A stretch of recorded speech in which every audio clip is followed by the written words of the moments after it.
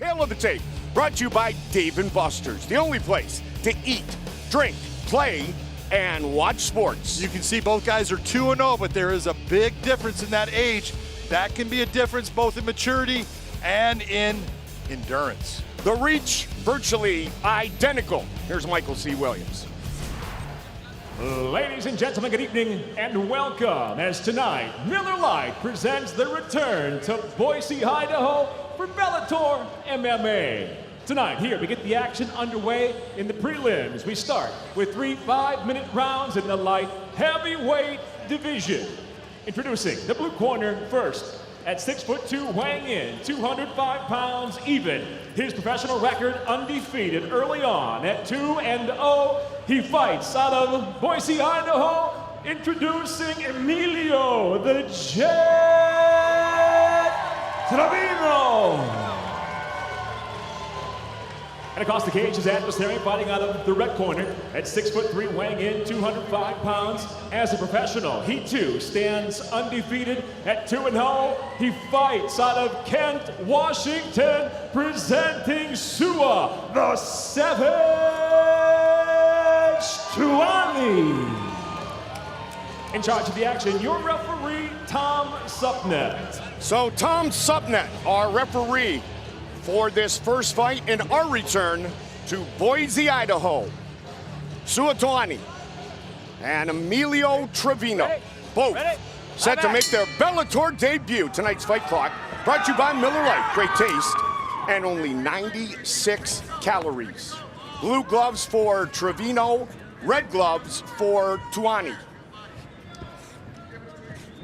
You're going to notice Sua Tuani is a very aggressive fighter, while Emilio Trevino is very much, he's like a Lyoto Machida. He likes to take his time. He picks his spots. He comes forward with combinations, but he's very elusive in the defensive part of fighting. Tuani very big, very fast, and you told me to keep an eye out for that inside leg kick. He loves the inside leg kick, and he makes it work for him. There he goes right there. Hit it again. Hit it again. He is big on that inside leg kick because he wants to take away that front structure so when the shots are coming and hitting him, they don't have the power.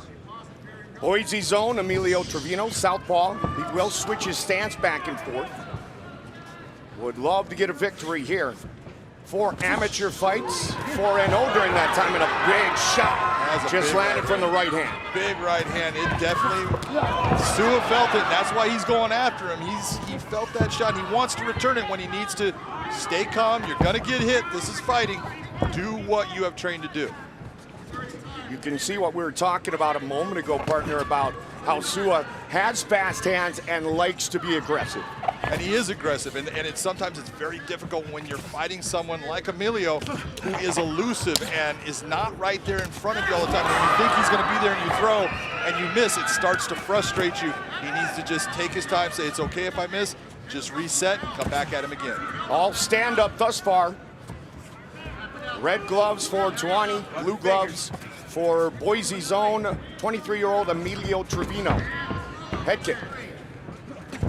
Nicely done, leading to the body. In watching prior fights of Emilio Trevino, that was a nice straight left hand, he just hit him. But in watching those fights, I was so impressed with his management of distance and his timing at such a young age for a fighter. This is a young kid you're gonna see around for a long time. This kid is good. Kick to the body off the forearm, but that never feels good. Superman punch followed up by Tuani.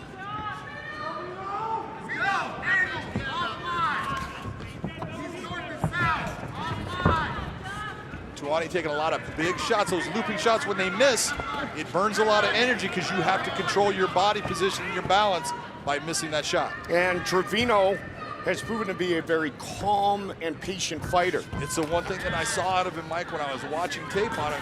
He is so calm and just under control the entire time he's fighting, and it was very impressive when you're looking at a kid that's only 23 years of age, how mature he is as far as his fighting IQ and the way he does things. Nice head movement there as well. You can see very limited motion, but when he does move, he moves enough to miss, have his opponent miss, and then he usually tries to counter off of it. And that's what you're looking at in a successful fight. Limited also can be said to be efficient motion. Exactly. You're right there in the pocket, just pull back a little bit, boom, and return. You can just see out of what we've seen so far between Emilio and Tuani, the difference being Tuani is throwing big, heavy shots and trying to put a lot of power behind them. That's great. You can do that, but it does burn energy, and that energy can only last for so long. Trevino looks fresh. Tuani looks like he's fought about 4 minutes already. Emilio is really starting to get through with that left hand. When he takes that southpaw stance, watch him set up the left hand. He gets his right foot to the outside of Tuani and launches the straight left hand, which is exactly what you're supposed to do. Including an amateur victory, Tuani, 3-fight win streak, 2 of those fights professionally. Nice return by Trevino on the counter. Tuani's starting to get a little frustrated, and it's so hard to understand when you're throwing shots and they're just missing, and everything you're throwing is missing, and you're getting that little movement by Trevino. That is frustrating after a while when you can't touch your opponent. When you and I were talking about this fight, you said Trevino blades himself like a Macapa or a Thompson. We saw an example of that a moment ago. Exactly. You know, he's very calm, and his whole approach to fighting tells you, you know what, this is a guy who's going to be around because he is efficient, like you were saying. He doesn't waste motion. You see, gets a big rush at him, just takes a step out to the side, comes back right into his opponent's face. Everything he's doing is just beautiful, controlled fighting. Round 1 in the books. Replays here, beautiful right hand by Trevino. Stepping forward. Nice hook to the body, changing the levels on his shots. Here he takes a good left hook. That one landed flush, but there wasn't a lot of power behind it. More of an arm punch. Trevino, Tuani, set for round 2. Ready? Ready? Live action.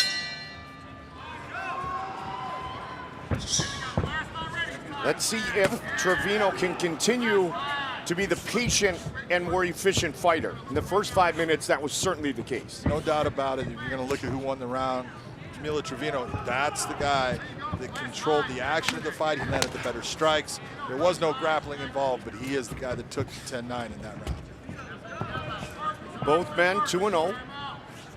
Entering the Bellator cage for the first time. It has to be a big night for Trevino, as we said, from right here in Boise. There's that inside leg kick that we talked about in the first round from Tuani. Tuani's got a very good inside leg kick. When you're watching what he does, I'm very impressed with his conditioning, because he did put out a lot of big shots and a lot of shots have missed, similar to that one. But his diaphragm isn't moving a lot, and he is in control. So he's got good conditioning, and he is in this fight. He has the power. He can change this fight with one punch. Look for the possible side kick. Set up in that karate stance, boom, right on cue. Look at you and what you know, Mike Goldberg. Thank you, partner. I've seen Lyoto do that a few times. Just a couple of times. And how about Lyoto Machida coming to Bellator? Coming to Bellator and opening it up in Hawaii. How good is that? That is all right. Here's where you'll see, this is the point you can see Emilio Trevino is now starting to move his head inside. He's sticking his head. That's when I've seen that he becomes comfortable in a fight, and he feels that he has control of the distance and the pace of the fight. You're going to see him moving his head inside, slipping by. That's telling me he's starting to get comfortable with what's going on. Absolutely. Stepped in through the body shot a moment ago. Then that knee. And now Tuani's not sure where it's all coming from. This may be it. Hit is all over! Emilio Trevino wins here at home. Take your time, brother. I'm telling you, Mike, we are going to be seeing a lot of Emilio Trevino. This kid is a good fighter, and at 23 years of age, he has nothing but the upsides coming towards him. Tonight's fight replay brought to you by Assassin's Creed Odyssey, available October 5th. Look at the reach out, nice dip under, big right hand. That hand hits right behind the ear. That just, as they say, discombobulates you, puts you in a place where you just cannot control your legs, can't control your body. That's why Sua starts to have that funny step off. He's trying to control his body. His brain is not connected at that point. It's a good job by Tom Supnet stopping that fight. You don't want to let him take unnecessary damage. very, very professional and efficient fight by Emilio Trevino. And the first TKO of his young career. Just do a little tornado kick as a celebration.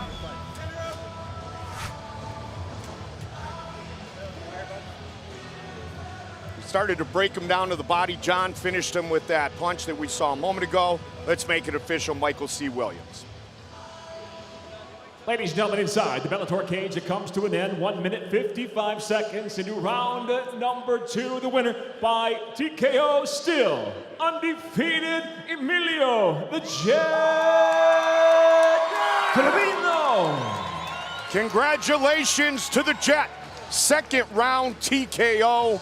Spectacular performance here tonight inside CenturyLink Arena. Tonight, our Tale of the Tape, brought to you by Dave & Buster's, the only place to eat, drink, play, and watch sports. Ready for a catchweight fight, Sean Powers and Jared Trice. A lot more experience, 9-6 with Sean Powers, but Trice is undefeated, and he is rolling.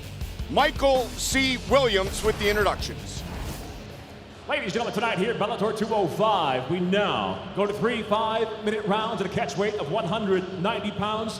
Introducing the blue corner at 6'2", weighing in 186 pounds. His professional record 9-6. He fights out of Roy, Utah, presenting Sean Powers. And across the cage, his adversary out of the red corner at 6 foot, weighing in 189 pounds. His professional record early on, undefeated, 3 victories, no defeats. Originally from Detroit, he fights out of Tempe, Arizona. Introducing Doughboy Gerard Trice. In charge of the action, referee Mike Beltran. Mike Beltran, our referee for Super Sean Powers and Gerard Trice. Doughboy, 3-0, all of his victories inside the Bellator cage. We are underway. Tonight's fight clock brought to you by Miller Lite. Great taste and only 96 calories. Overhand right early from Trice in the red gloves. Blue gloves for Sean Powers. If Sean Powers continues to take big shots like the 3 he's taken already, this fight is not going to last long. Trice training in Tempe, Arizona at Easy Combat Sports. Trevor Lawley. I've talked to Trevor about this young up-and-comer, even though he's 29 years old. There's 3 professional fights, and he likes the progress he is making. Well, he's starting out with an athlete. You know, people don't know who Trice is.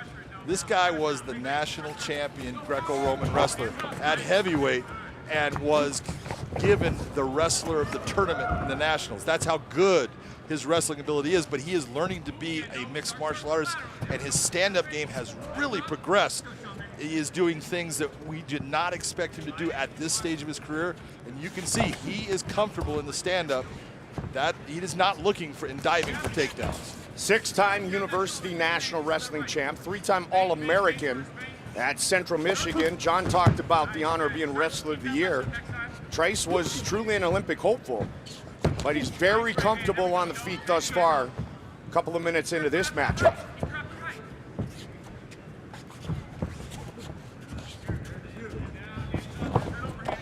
Fought at 205. 223 is a heavyweight, 205, and keeps coming down tonight. A catchweight fight of 190 against 9-6 Sean Powers, who has also fought 3 times here in Bellator. Trice he's the incredible shrinking man. He just keeps on going down in weight, because when he wrestled, he was over 300 pounds at one time, and then got his weight down, wrestled at heavyweight, and continues to bring his weight down. You're going to see his wrestling ability is the difference in this type of fight. He can determine where the fight is at, and that is a big plus in your corner when you have that ability. Thus the nickname Doughboy. Well, his body looks, he does have extra skin, but he's not fat. That extra skin comes from when you were heavy. It's not going to just go away, but I'll tell you what, he is an athlete, and he is a good athlete that is going to be a problem for a lot of guys in Bellator. And you know what? He's mixing things up very well thus far, using the hands, Then throwing in a potential takedown. Already has one takedown, switches the stance. Powers has finished all 9 of his career wins, going southpaw for a moment. Powers is right now, all he's doing is he's saying, hey, you know, it's okay, you can hit me. I'm going to remain calm, and I'm going to do what I have trained to do. He's using his jab. He's stepping inside. He's remaining calm. You know, I'm impressed with what Sean Powers is doing at this point. Been a while since we have seen Sean Powers. Been a while since he has last fought. 854 days, 2 years, 4 months. It was here in Boise. He was knocked out by Will Nolan, and Big John McCarthy was the referee. I remember that fight, and that was what we call a knockout. He was unconscious in that one, but you know, that's what happens in fighting. It's going to happen to you somewhere along the way. Speaking of unconscious, they're going to fight for a 4th time in 8 days. Rampage and Vanderlei. That is one, you know, look, I don't care how many times. You never, ever expect that fight. When those 2 guys match up, someone is going to sleep. Yep. Very nice stiff jab by Trice on Powers there. But Powers is doing a good job. He is the one that at least is throwing combinations. Trice is throwing a lot of singles. At least you're seeing Powers, he's trying to hide his kicks behind his hands. He's throwing his hands and then bringing the leg kicks in. And over time, that will take its toll. While Trice has been coming down in weight, Powers has been moving up in weight. Fought a lot of his career at 155. Went to welterweight for 1 fight in 2015, then middleweight for that fight we just talked about with Will Nolan. You know, at 6'2", and you look at 155 pounds. Yeah. You know, a lot of guys in the sport of MMA, they are losing too much weight. They're trying to be the bigger guy in the smaller weight class. And you try to tell guys it's not about being the bigger, stronger guy. It's about being the faster guy. And Sean Powers, in going up, in fighting guys that are middleweights or light heavyweights, he becomes the faster guy. That becomes a problem for your opponent. And the age becomes tougher and tougher to keep those slim weights going as you age a bit. Unless you are one of those guys that got nutrition on the mind, it's tough. Yep. Big swing and a miss. And the follow-up by Powers. There's a nice stiff jab by Trice. He needs to follow that up. If you're going to double it up, then bring the right hand. But don't just leave that one out there. The more that you can throw combinations, it's going to be those second and thirds that do the damage. Pump that jab, though. Keep those hands tight, pump that jab. A lot of striking coaches talk about finishing with the jab as well. Get in, do your work, and then pop, pop, pop on the way out. Yeah, because that jab, as you're going out, if your opponent is trying to counter, he runs right into it, stops him dead in his tracks. Round 2. Red gloves for Gerard Trice, blue gloves for Sean Powers. Round 1, Big John. Round 1, you got to give to Trice. He landed the better shots overall, so he's going to get a 10-9 for round 1. But it's a competitive fight. That's a good, big right hand. He's thrown that overhand right on numerous occasions. That was the best landing thus far. But what he needs to do is he needs to learn from when he throws. He just hit it again, and every time Sean Powers is doing the same thing, he's leaning off towards his right side to avoid that right hand, so then bring that left hook over into him. You know where his head's going to be. Fight scheduled for 3 5-minute rounds. All of us here at Bellator, at Paramount, Viacom, our thoughts with those impacted by Hurricane Florence. For information about how you can give back, visit directrelief.org. John Salter from Wilmington, North Carolina, said he was not affected, lived in a corner that was safe, but so many affected, and our prayers and thoughts to all of them. directrelief.org. Mike Goldberg, Big John McCarthy, Jen Brown here in Boise, Idaho. Second preliminary matchup. Sean Powers in the blue, Gerard Trice in the red. This is the point right here where Trice has a big advantage over Powers. This clinch, this grappling in the standing position, this is what Greco-Roman wrestling is. This is where he was a national champion. Now, striking is going to change things up a little bit, but being that he gets to strike, he gets to bring knees in here, he can do a lot of damage to his opponent. This is where Randy Couture made a career as a Greco-Roman wrestler switching into MMA. Throwing a little dirty boxing and you get yourself a couple belts.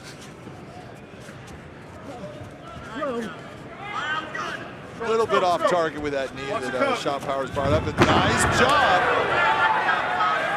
And looking for the neck, nothing there. But still a nice job by Sean Powers. Little Borage trying to bring him down. He got him down. Wasn't able to keep him down there, but got himself out of that clinch position with him being offensive like that.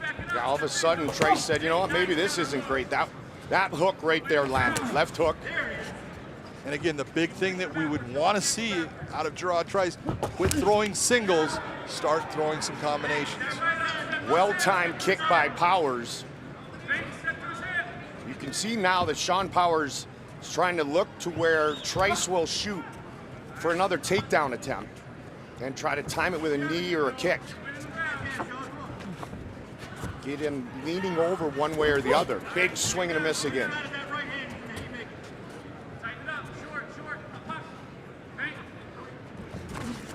John, nobody's really taken over this round 2 yet. No, they haven't. Sean Powers, he's in a position where he's seeing those shots coming, but he's not responding and he's waiting. And sometimes you just wait too long. He's got to start being in an offensive mindset, saying, I need to start going after Gerard. That overhand right, he's got to be aware of it too. It landed a couple of times a moment ago again. It's been the most telling punch of this entire fight, is that overhand right has hit Sean Powers multiple times. That's going to have an effect in the eyes of the judges because they're seeing a big shot hit and him moving back off. Spinning back fist just missed. Under 90 seconds on the clock here in round number 2. Fans find new official Bellator MMA gear, Kimbo Slice bobbleheads, and much more at BellatorShop.com. Up the middle. It does appear to me that at least the pressure that Sean Powers is putting on, it's starting to have an effect on the conditioning of Gerard Trice. Jared's starting to have a little bit of a breathing problem. You've seen his mouth coming open. He's breathing out of his mouth. That's the pressure that Sean Powers is bringing. As now, if he can bring some offense behind it, that's how you start winning the fight. And for a guy who hasn't fought in nearly 2.5 years, Sean Powers looks pretty composed. He does look composed. He's doing good. The only thing he's got to do is he's got to bring out more volume. If you're not hurting him with shots, the judges are going to be going off of the volume of shots they hit. And right now, Gerard Trice is the guy that's hitting with more shots. To the body.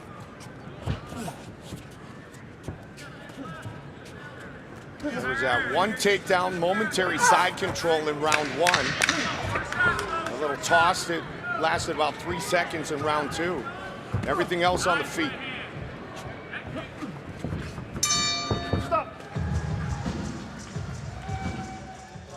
Right here's a step over with the Borage. Actually, almost more of a tie toast that he brings him down with, and getting a national caliber wrestler off of his feet like that, that takes some skill. So that's a very nice throw by Sean Powers. The big thing that I would like to see out of Sean Powers is he needs to start to open up offensively. He needs to go after Gerard Trice. He is pressuring him, but he's not throwing, and he's got to throw more. All right, gentlemen, third final round. You ready to fight? You ready to fight? Let's go. Mike Beltran just said what I was going to say. Third and final round. He's just setting you up. Yes, he is. 5 minutes remain. Gerard Trice looking to remain unbeaten with all of his professional fights here in Bellator. 3-0 thus far. Majority decision, TKO, majority decision. Powers looking for his second Bellator victory.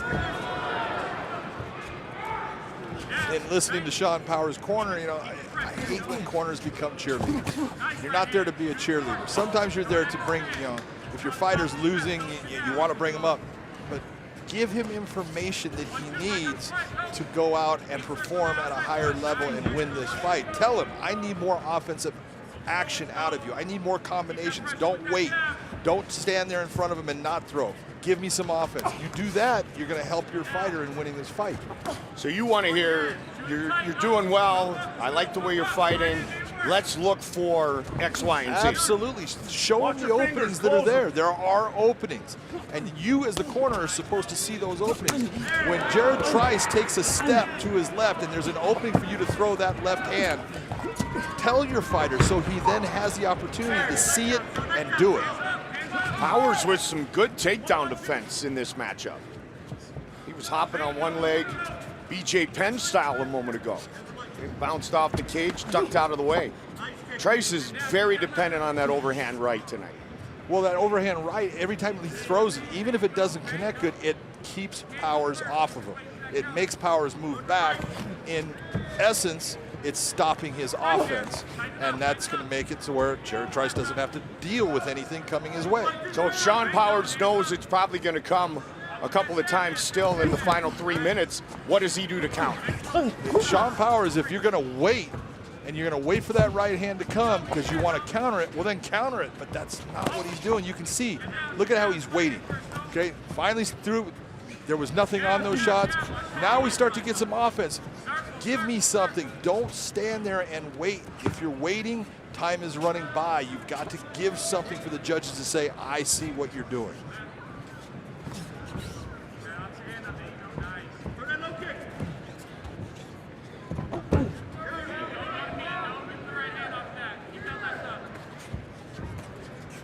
Every time that you see Jared Trice starting to throw that big overhand right, you'll see his head dip and his eyes go down. If you're Sean Powers, that's the time to say, oh, here's an uppercut, boom. I want you to see something. Watch my fist coming up, because you can't see it when your eyes go down and start looking at the mat. Just over 2 minutes remaining in this fight. And again, that right hand all the time.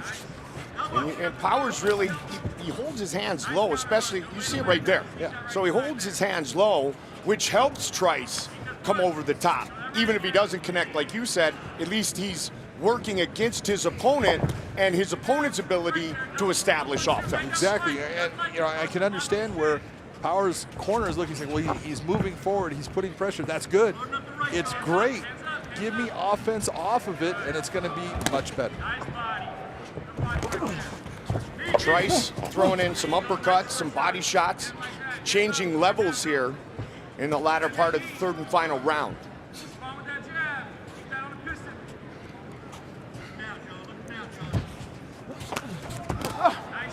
King, you know, Sean Powers came in with a feint. At least he threw something off of it.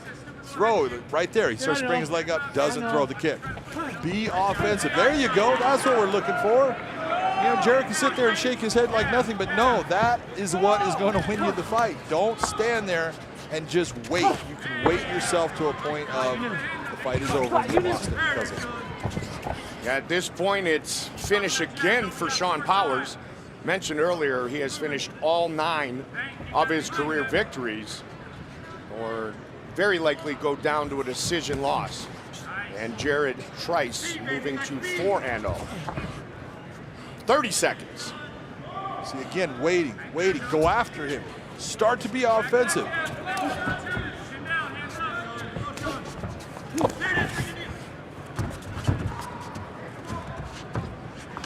The majority of the wins in Powers' career have come by submission, and this was a stand-up battle from start to finish. That is Superman punch.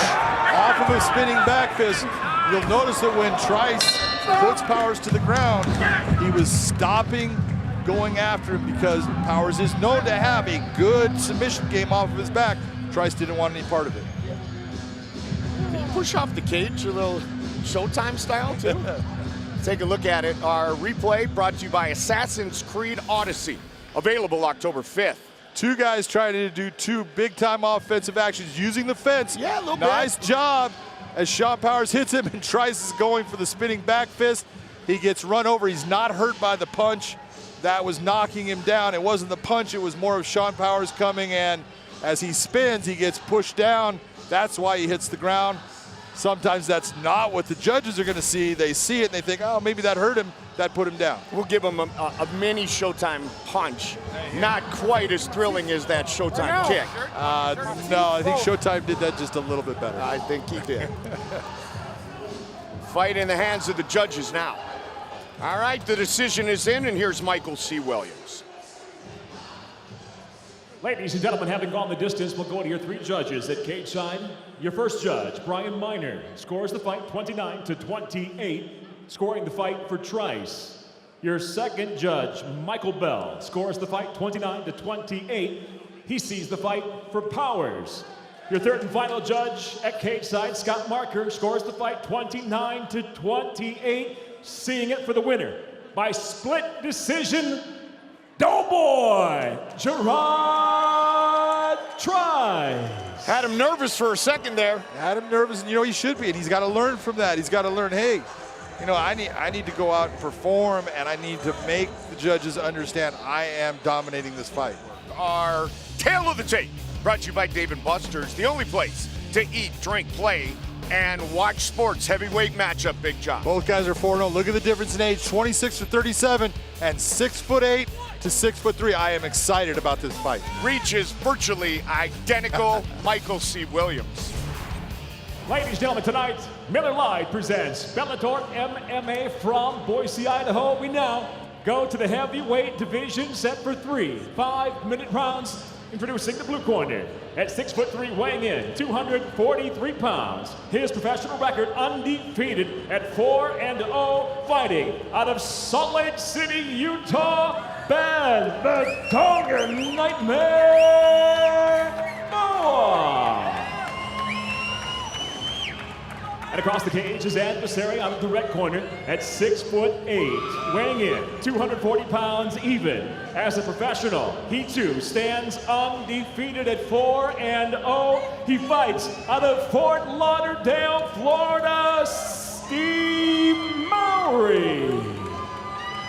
And the referee in charge of the action, Mark Smith.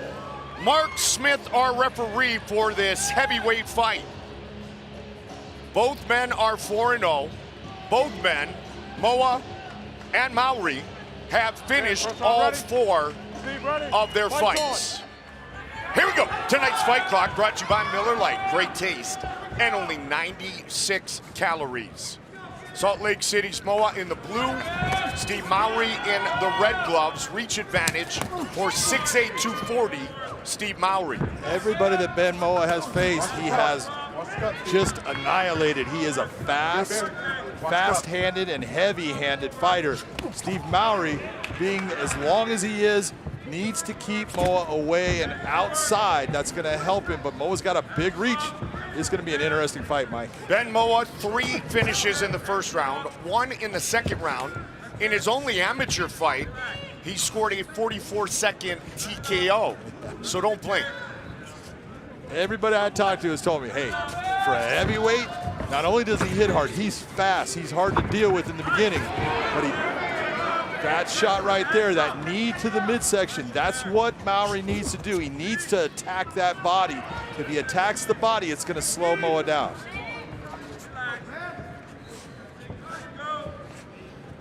Moa, very athletic, looking to explode, get inside, close that distance. Mowry, 2 wins by TKO, 2 wins by submission. And I will tell you, Mowry's ground game is much better than people understand. He is talented on the ground. He holds positions very well.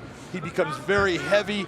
He is going to have a great ground game. And looking to march down his opponent, Moa.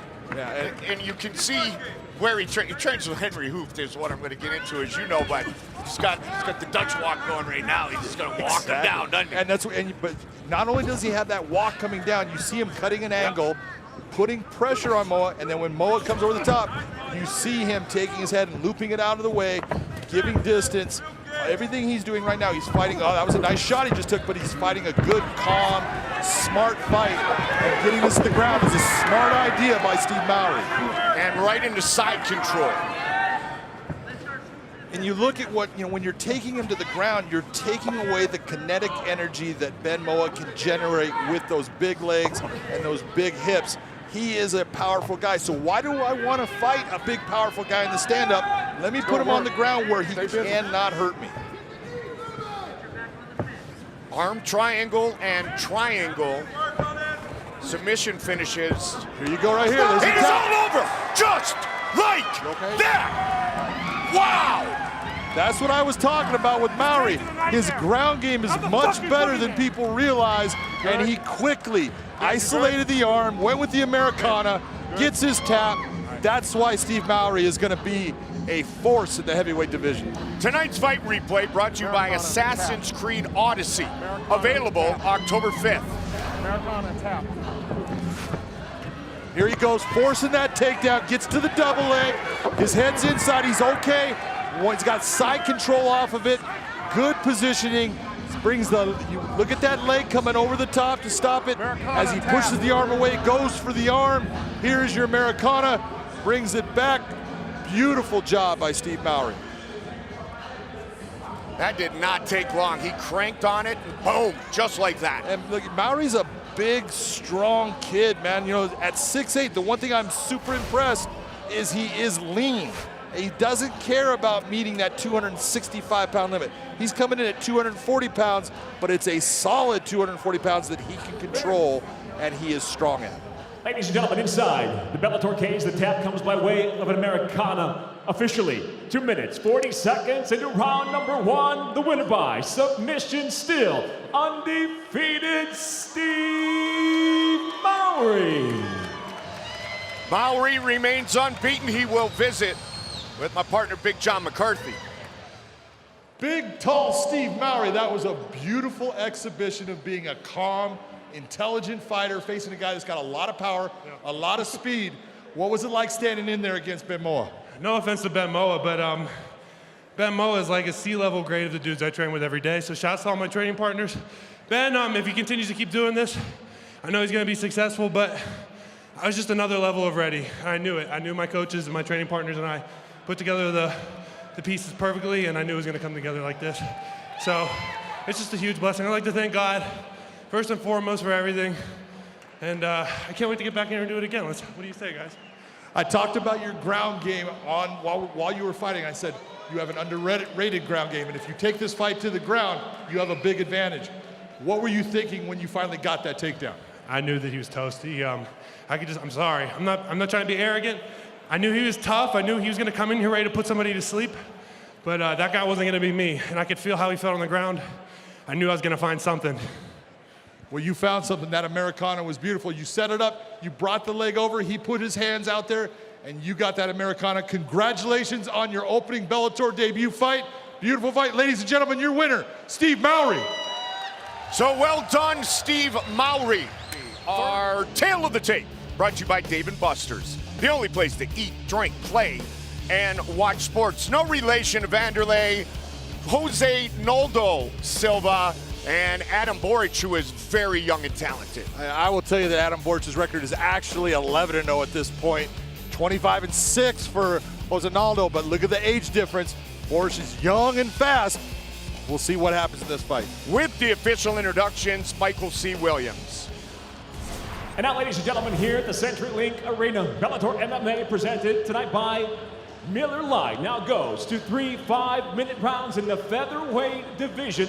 Introducing the blue corner at 5'8", weighing in 147.5 pounds. His professional record, 25 wins, 6 losses. By way of Brazil, he fights out of Layton, Utah, presenting Naldo Silva. And across the cage, his adversary fighting tonight out of the red corner at 5'10", weighing in 146 pounds even. As a professional, he stands undefeated at 7-0 from Alger, Hungary. He fights out of Fort Lauderdale, Florida. Introducing the kid, Adam Borage. When the bell rings, the referee in charge of the action, Tom Supnet. Tom Supnet, our referee for this featherweight fight in Budapest just a couple of months ago. Boom! Flying knee, and it was all over. That was against Theodore Nikolov, who was a good fighter, 11-0-1 record. Look at that knee. Brings it up, that left knee hits him flush, and he is out. Adam Borage is the real deal. Combined 13-0, even better record with his 6-0 amateur, make that 17-0 record. 2-0 inside the Bellator cage, red gloves for Borage. Jose Aldo, I want to say Jose Aldo. Jose Aldo Anderson Silva. Jose Aldo Silva, fighting now out of Utah. He is in the blue gloves. He did miss weight at 147.5. That's unfortunate. Jose Naldo's got a lot of experience, and he has fought for a world title. He's been in fights of that caliber. This is a big step up for Adam Borage. He's got a lot to prove in this fight because he's going against a real tough fighter. 25 career wins for Silva. Interesting that when he has lost, he's lost back-to-back on a couple of occasions, and right now he's trying to stop one of those back-to-backs. Has never been defeated 3 times consecutively. No, he's got 6 losses, and like you said, back-to-back. 2 losses, a lot of wins. 2 losses, a lot of wins. He's on that 2-loss skid right now. But you're looking at Marlon Moraes was one of those losses. So he is going against elite level fighters. And there was an injury that was a huge factor in that fight as well. Exactly. 17 fight win streak from 2011 to 2016 for Silva, who's coming out aggressively. There's a flying knee attempt by Adam Borage. Fighting here in the US for the first time inside the Bellator cage. The Hungarian has fought at home in Budapest the previous 2 times. And that left jab that you saw Adam Borage hit Jose Naldo with, that's what he needs to do in this fight. Settle down, start throwing crisp, sharp shots. You are the faster fighter. In this fight, if you utilize that speed, it's going to give you success. Later tonight, in our, as they swing away, Big John, later tonight in our main event, we see a young gun who's unbeaten in McKee against a very experienced Brazilian in John Macapa. Now, the style's a little bit different in this fight, but you get my point with the storyline. Yeah, you better be careful, because these guys have fought for a long time at a very high level. And when you face that guy that has that experience and has been in the cage against guys of the elite level, look, they got a lot of tricks, and you can see even in this fight right here, Jose Naldo is trying to lure Borage into a gunfight. He wants to open him up. He wants him to go after the big shots because he's going to counter off of those, and that's where he's going to land. Adam Borage, one of the true up-and-coming fighters in a stacked featherweight division, which is featured later tonight in the main event. The champion, Patricio Pitbull, has his title defense, his next one already scheduled. Manuel Sanchez. And if you, just off of those last shots, you had Adam Borage throwing. Nothing really landed good, but it was the speed of the way he did it and how close it was. And then you saw that Jose Naldo just doesn't have that range and speed to get in on Borage right now. He needs to look at this fight in a different way and start fighting it in a way where he can start to utilize all that skill that he's had over the years and start to beat down on Adam Borage and slow him down. The more you can slow him down, the better your chance of winning this fight. Borage grew up in one of the poorest parts of Hungary in the eastern region, in a small village of just 2,000 people. Moved to Florida full-time in August of 2017. Good counterattack by Silva. Catches the leg and then throws offense off of it. That's what you want to see. Says he brings the spirit of the Hun warriors. Little blood on the left side of the face of 25-year-old Adam Borage. Heavy kick by Silva. And a nice straight right counter by Borage. Flying knee again.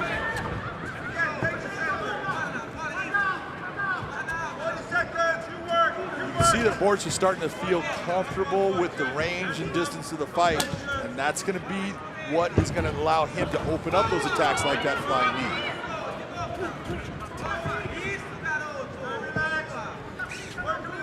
Veteran, 25 wins, 32nd professional fight for Silva. 15 of his victories by knockout. You see Borage at the beginning trying to push and frame that head away. If he can keep that head framed away, he can remain strong. But when Silva gets his head inside and up against Borage's jaw like that, Silva's going to have the advantage. He's going to be strong there.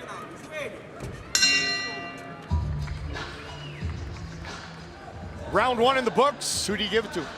Give that round to Borage. He's the one that landed the most effective strikes in it. Jose Naldo, he's doing what he can do, and you've got to remain calm in a fight. You got to let the fight come to you, and that's what he's doing. You just don't worry about winning every second or every minute of the round. Just in the end, win the fight. Adam Borage's teammate, Steve Mowry, with the victory in the previous fight. And, you know, he talked about the guys he trains with, Michael Johnson, Michael Chandler, you know, Chad Skelly, Mazada, Usman, Burns, Luke Rockhold down at Hard Knocks. And yeah, that's a pretty talented group of warriors going to battle every day. You are. You're seeing Josinaldo coming out very aggressive in this round, opening up with a lot of shots, trying to lull Adam into that brawl that he can be successful. Grab the cage, let go of it. Henry Hoop, Greg Jones, Gilbert Burns. Bellator brings a stacked card to their DAZN exclusive premiere.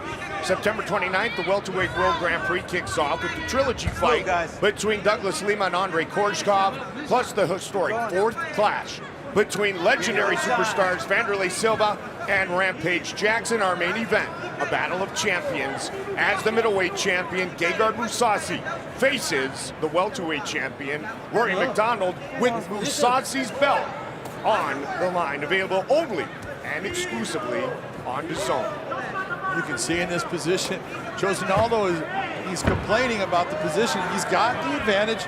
Start to do some work. Start to bring those knees up. Start to hit that thigh with the knee. He's the one that has the back of Borage, and he needs to be offensive and just keep on being busy in this position. That will allow the official to let him stay there. If he doesn't, he just holds on, they're going to be separated. There's some nasty foot stomps, old style. Borage needs to fight the hands right now. Bring that elbow inside. There you go. Once he gets his elbow inside, he's going to be able to get free. Exactly.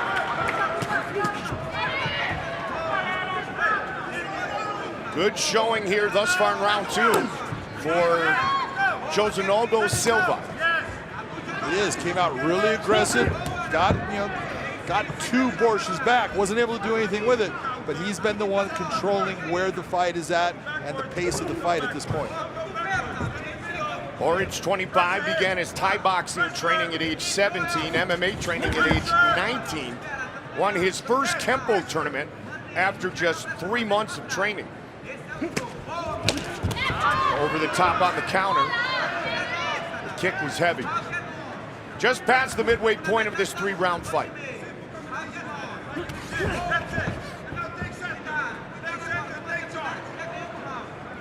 And what you're seeing as far as the experience of Josinaldo Silva, he's showing you the experience of a veteran fighter. He is exploding at times. He's causing big flurries, and then he's setting back, and he's creating a different pace and momentum in the fight that Borage has got to figure out, and he's not doing a real good job at this point. He's having some problems. That was a really nice right hand that was landed by Silva. Silva looked for the head kick off the forearm of Borage. Goes deep, trying to get a takedown, and Borage avoids.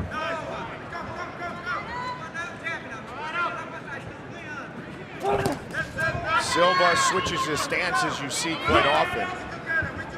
He'll move back and forth from orthodox to southpaw. Southpaw right now.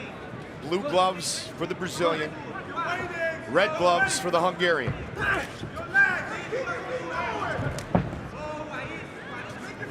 That doesn't feel good for either fighter right there, shin on shin. Shin on shin hurts both guys. I don't care what anyone says. Oh, if you're dead in your shins, it hurts.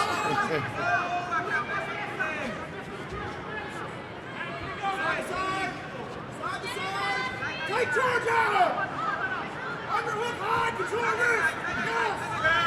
Smart movement by Borage. He said when he gets that underhook, let me be offensive, let me bring the knees up. He's trying to be that guy that's doing damage in the fight. That's what you want to see out of him. Let's go! Win this round! Silva's really trying to load up on these shots. Yep. One of them, if it hits. Ooh, that was heavy. That's a good right hand right there. With the right, John. Heavy kick off the forearm of Borage. Silva's doing a great job of mixing things up here in round two. He is. It looks like he's starting to get a little bit tired. I don't know if that's going to have an effect on him right now, but he's been winning this round.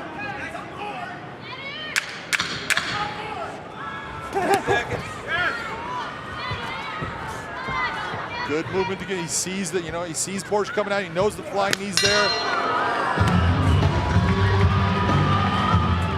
big kick by Silva off the arms. It's blocked, but then he gets that right hand in there and another right hand. That's what type of action gave him the round.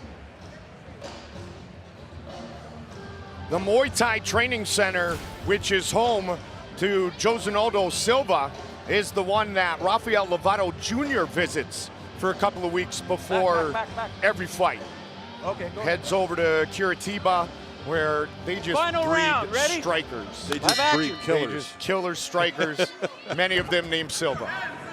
Third and final round. I think this fight is up for grabs. You know, it just depends on who's going to be the smarter fighter in this round. Silva came out very strong in the second round. He's trying to come out strong, but Borage is slowing him down right now with this clinch position.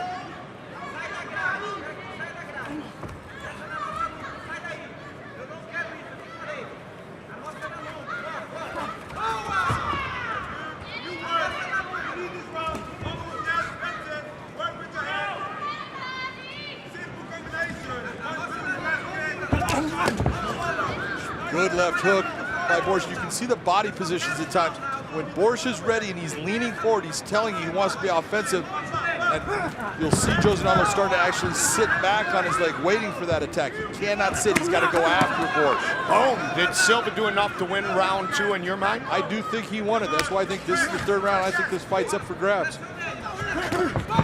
Big swing by Silva. It was, and it hit, but it didn't hit with power because Borage moved himself out of the way in the right fashion. All right. Little accidental eye poke. We'll check it out. Neutral corner. You see your eye. Okay? Yeah. Okay, hold on. Stay there. Stay there. You ready? You ready? Live action.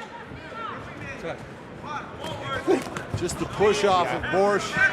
It wasn't that he threw his hands out there. He's just trying to push off to make space so he can continue striking.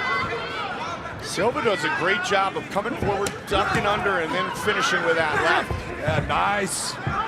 Beautiful change of levels by Silva getting down there. He had a nice combination to open up Borage, then change level, but he's in trouble here.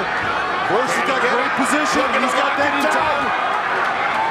That's tight, Mike. And it's all over! Adam Borage with the submission victory! Wow!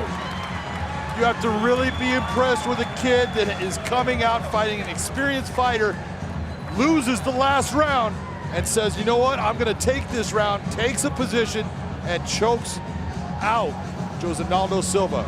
Let's take a look at it. John, tonight's fight replay brought to you by Assassin's Creed Odyssey, available October 5th. You see, Josinaldo Silva goes for the takedown, those elbows hurt, and he stops. And when you stop in a fight and your opponent's moving, you're gonna lose positions. He loses it. We get the hooks in by Adam Borage. That choke is deep, that rear naked choke is set. There's nothing he can do. You see that hand locked behind. It's a little bit on his head, but he was not gonna get that pass. Great job by Adam Borage. 5th career win by submission, 2nd by rear naked choke. When you are standing still in the middle of a freeway, you are a target and you're gonna get taken out, and that's what it's like to stand still in the middle of the cage. You cannot stop. Michael C. Williams set to make it official. Ladies and gentlemen, inside the Bellator cage, the tap comes by way of a rear naked choke officially. 1 minute, 46 seconds into round number 3. The winner by submission, the kid, Adam Borage. A perfect 12-0, 3-0 in his young Bellator career. Submission victory in the 3rd round for Budapest, Hungary's Adam Borage. Goldie, that's a big win for Borage because of the level of experience that Josinaldo Silva brought into that. This fight is going to teach Adam Borage a lot. You guys are Tale of the Tape, brought to you by Dave & Buster's, the only place to eat, drink, play, and watch sports. Bantamweight battle, Justin Hugo and Vince Morales. Nice record with Vince Morales, 7-2, 3-4 for Justin Lugo. Vince Morales, I can tell you, is an outstanding, explosive fighter, Mike. With the official introductions, Michael C. Williams. Bellator MMA presented by Miller Lite now moves to the bantamweight division set for 3 5-minute rounds. Introducing first, the blue corner at 5'10", weighing in 135.5 pounds. His professional record stands at 3-4. He fights out of Lacey, Washington, presenting Justin Eagle Drop Hugo. And across the cage, his adversary fighting out of the red corner at 5'7", weighing in 135 pounds even. As a professional, he brings 7 wins, 2 losses, fighting out of Ontario, Oregon, presenting Vince Vendetta Morales. In charge of the action, your referee, Mike Beltran. Mike Beltran, our referee, 2 years, 4 months ago, right here in this building. Boom. Goodbye, Hamilton Ash knockout for Vince Vendetta Morales, fighting in Boise, finishing his opponent, and looking for his second Bellator win here tonight. All right, gentlemen, first round. You ready to fight? You ready to fight? Go. Here we go. Tonight's Fight Clock brought to you by Miller Lite. Great taste and only 96 calories. Vince Morales, looking for his 8th professional victory. He's in the red gloves. Eagle drop. Justin Hugo in the blue gloves.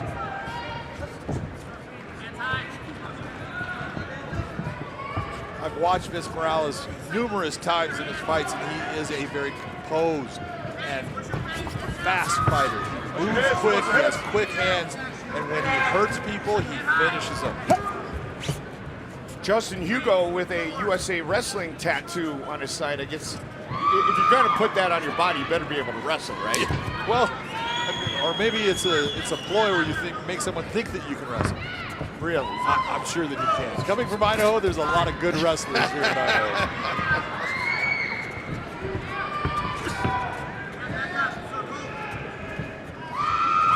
When you saw that highlight when you were talking about with Ash Hamilton up here in Idaho is a very tough fighter, well-known fighter up here, and is known for his really tough Brazilian Jiu-Jitsu ground game, but he's a very hard-hitting stand-up fighter. And when you see someone like Vince Morales put him out, it's telling you Vince Morales has power. Morales just had a 5-fight win streak snapped. He's done a great job of finishing his fights. 5 wins by knockout, 2 by submission.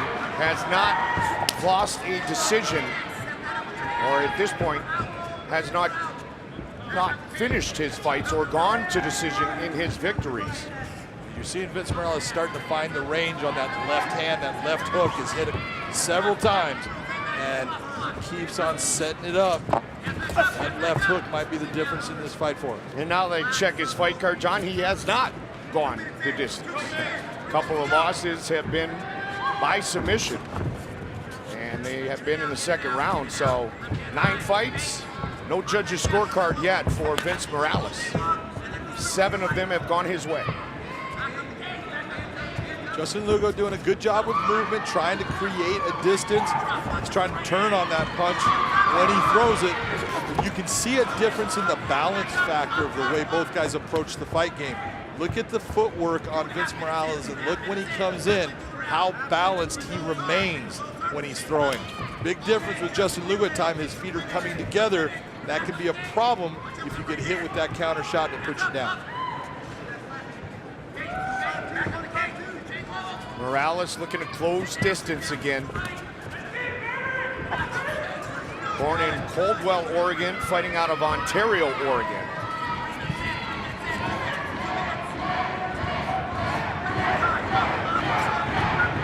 Definitely brought some fans here tonight to CenturyLink Arena. There's a couple people I think want to see Vince Morales here. Nice Down, that caught him. Yep. Straight left, straight right, both of them right on target. You can see it affected Justin Lugo. That's why he backed off. You know, he's just regaining his composure, come back at him. You're gonna get hit. That's part of fighting, so don't let it affect you. Don't get mad, just reset, come back at your opponent. Earlier, we talked about the 2-year, 4-month layoff for Sean Powers, but Sean hadn't fought in that time. Vince Morales has stayed very busy. Very busy. You know, he had a big, time fight that he was thinking that he was going to get to one of the bigger promotions, and he went out and fought. He lost against a very tough opponent. It's going to happen. This is what MMA is about. There's so many ways for you to win, and there's so many ways for you to lose in a fight. If you make one mistake, it can be the difference in that fight. Most young fighters, what we try to get them to understand is, hey, don't worry about ending the fight right away. Go out, establish your game, and let the fight come to you. And when we say let the fight come to you, that means let this guy fall into your traps. Set traps for him, let him fall, and then take advantage of him. You go hunting, oftentimes you're the one who gets shot. When you go hunting, every time you go hunting, you don't sometimes find something. You don't get something to shoot at. But you do the same things to make yourself successful for the next trip.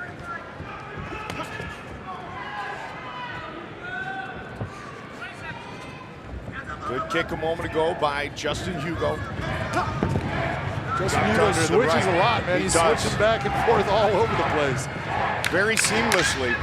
Final seconds of the round. Almost thought we were going to see a tornado kick there. Nice low kick. In the corner of Vince Morales, old school Miletich fighting systems. Old school. Yeah, my old buddy Tony Fricklin, the trainer for Vince Morales. You ready to fight? You ready to fight? One of the great guys in this MMA world. Had Tony Fricklin at UFC 14. Wow. That's just a little bit of that even beats my start at Ultimate Japan. Wow, what a team that was for a long time, and a bunch of belts in Bettendorf, Iowa, between Sylvia and Miletich and Hughes and Pulver. It was just outstanding. Tony Fricklin was there a long, long time. You also see Ricky Simon is in Vince Morales' corner, giving him instructions. Ricky Simon, a very, very dangerous 135-pound fighter, now fighting.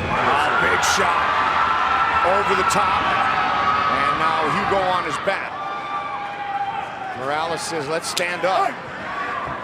Smart move by Morales. You know what? He starts to entwine the leg. I don't like it. I step back, I try to look at him and say, you know what? I just hit you and put you down. I think I'm going to try to do that again. We showed you the spectacular finish he earned here in Boise back in 2016, last time we were here, against Hamilton Ash. Midway point of round number 3, but it was the quick hands and the accumulation of damage. And a nice quick jab there. And what he's doing is he's countering what Hugo does. He sees the openings, and he's just waiting for Hugo to try to be offensive. And as soon as Hugo is trying to be offensive, he's throwing a counter that's stopping what Hugo's doing and hitting him solid. Now that hurt. Yeah. Now that wasn't on purpose. That's the difference of you got a guy that's throwing a kick, another guy opens up to throw a side kick. Just happens to hit in the wrong spot. Both guys going after kicks at the same time. Lifts the leg, and just glances by. Sometimes when those hit and they're going sideways, you hate to say it, but it's the cup hitting sideways that causes the pain to occur. Just glances by? Glances by. Well, you know, you don't want to be too... That's why you were so bossy all those years as a referee. You know, you can't give them too much. You can't make them think, oh, yes, I feel for you. Did you ever walk up to a fighter and say, hey, you know, by the way, that just glanced by? And I've had him look at me and go, glanced? The fight continues. Morales in the red gloves. Everybody has different interpretations on words. That's very true. Justin Hugo in the blue. He's in trouble. That was big. Oh, man, the speed of Morales. That's really what you're seeing, the difference in this fight. Again, you know, you hate to say it, but the better athlete is Vince Morales. He's just a faster twitch athlete than Justin. Justin is a tough guy, and he's going after this, trying to fight in all different types of angles and ways, and he's doing a good job. It's just that there's an athleticism that is hard for him to deal with. Looking for the takedown. Morales fights it off. Just about at the midway point of this fight. see Justin Lugo is starting to lean back a little bit more. He's starting to fall back a little bit more based upon the attacks of Vince Morales, and that's telling you that these shots are starting to have an accumulative effect upon him. Over the top with the right.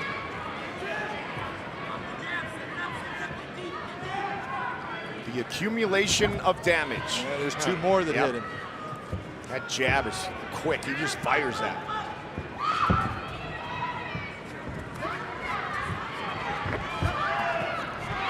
Two more hard shots. Hugo sensing the counter even when he's looking to attack. Which is stopping that, that power that he wants to throw with. It's just not coming out in the same fashion because he's worried about the counter. Because you can see him start to go forward and then pull back right away. Exactly, Goldie.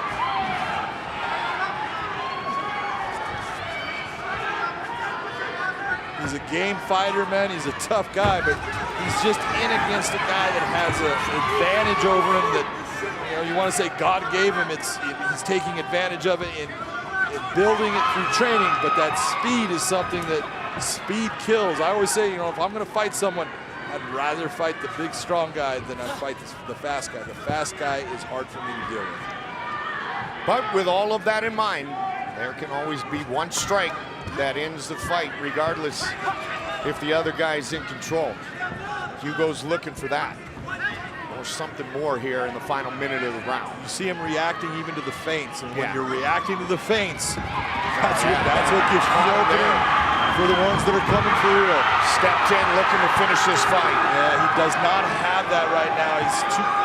He's too pinched down. Now he's got a chance. Control that leg. No, he's out. If your legs are crushed, you're gonna have a hard time getting that leg lock on it. If you can extend and clamp down with that hold, now you have the chance of making it work. Little things, partner, and I saw it just a moment ago with that jab that connected from Morales. It was a half step. He changed his tempo. He went a bit differently staccato-wise. It's exactly. And that's why it hit. Exactly. It's like a pitcher in baseball. They don't throw because they can throw 95 miles an hour. You don't throw every pitch at 95 because someone gets the timing on you.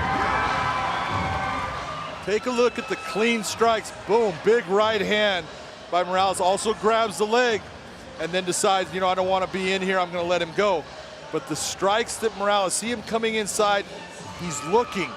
He's seeing openings and he's going after those openings. Big right hand again. It's just the difference right now of a guy who is seeing the openings and attacking him and a guy who is trying to stop those attacks.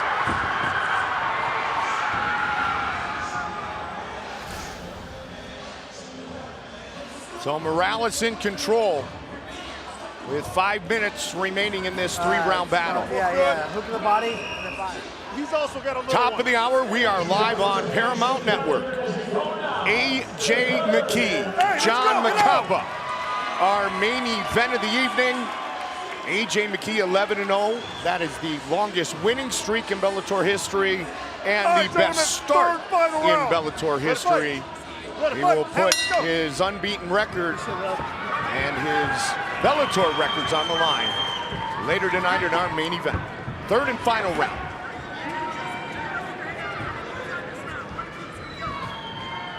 CenturyLink Arena, Boise, Idaho. Hugo knows he's got to fight with a sense of urgency here in the third and final 5 minutes of this fight. He does, and I'm really impressed with him and the way he's attacking in this fight. He knows that he's got a guy that's faster, and he's trying to create openings, he's trying to look for things, and it's frustrating when a guy is just that much faster where he's hitting you and you're throwing things and they're just missing or bouncing by. It's a hard position, but he's maintained his composure and he is still in this fight. He has given it everything he has, and you got to admire his durability and his grittiness in this fight. Hugo, tough kid. He's showing it. Oh, that was a big right hand. Yeah, usually when you shake your head, no, that means yes. Yeah, so is that smile. And you don't do those things on purpose. You're not even thinking about it. You just kind of do it saying, oh, I'm okay.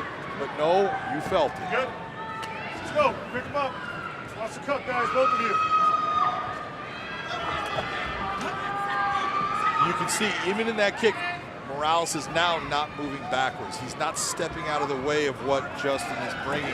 He's just taking one small step and then coming with offense because he is in a position now. He has that pace down. He has the control of the distance and the timing of the fight, and he's just looking for his opportunities.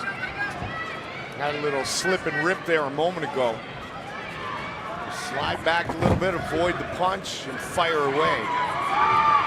Hugo obviously frustrated that he can't score. He's got Can a he body get something right there. here? He's inside on him. We'll see if he can do something to get this fight to the ground, where obviously Vince Morales has not wanted to be with Justin Hugo so far in the fight. Morales did win a state championship in wrestling. But man, he likes to stand and trade. And he has been the deliverer of punishment in this fight so far.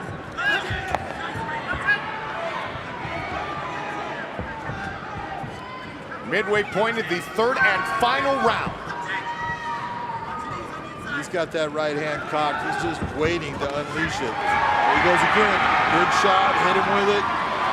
Got him up against the fence. Not sure that Justin ended up going down so much off the power of the shot, but he's just giving that up, saying, well, maybe I can try to lure him down to the ground and have him come on top of me so I have a chance of possibly applying a submission. I mean, Morales really wants to fight on the feet because he had a great position with his opponent pinned against the cage and still stood up and said, all right, let's do this. But that's the kind of maturity when you're looking at a fighter. You go, good job. You're the one that's determining where that fight's going to be.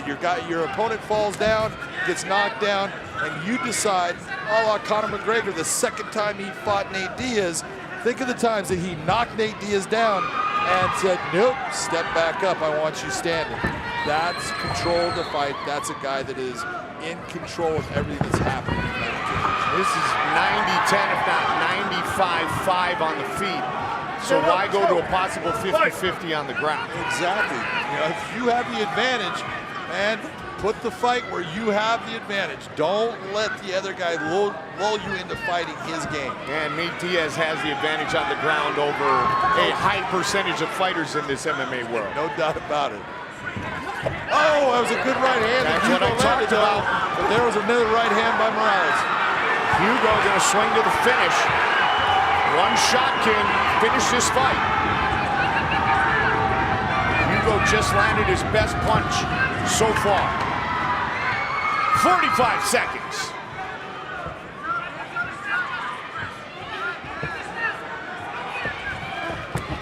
Uppercut. Again, Hugo shaking his head. No, but all of these are adding up.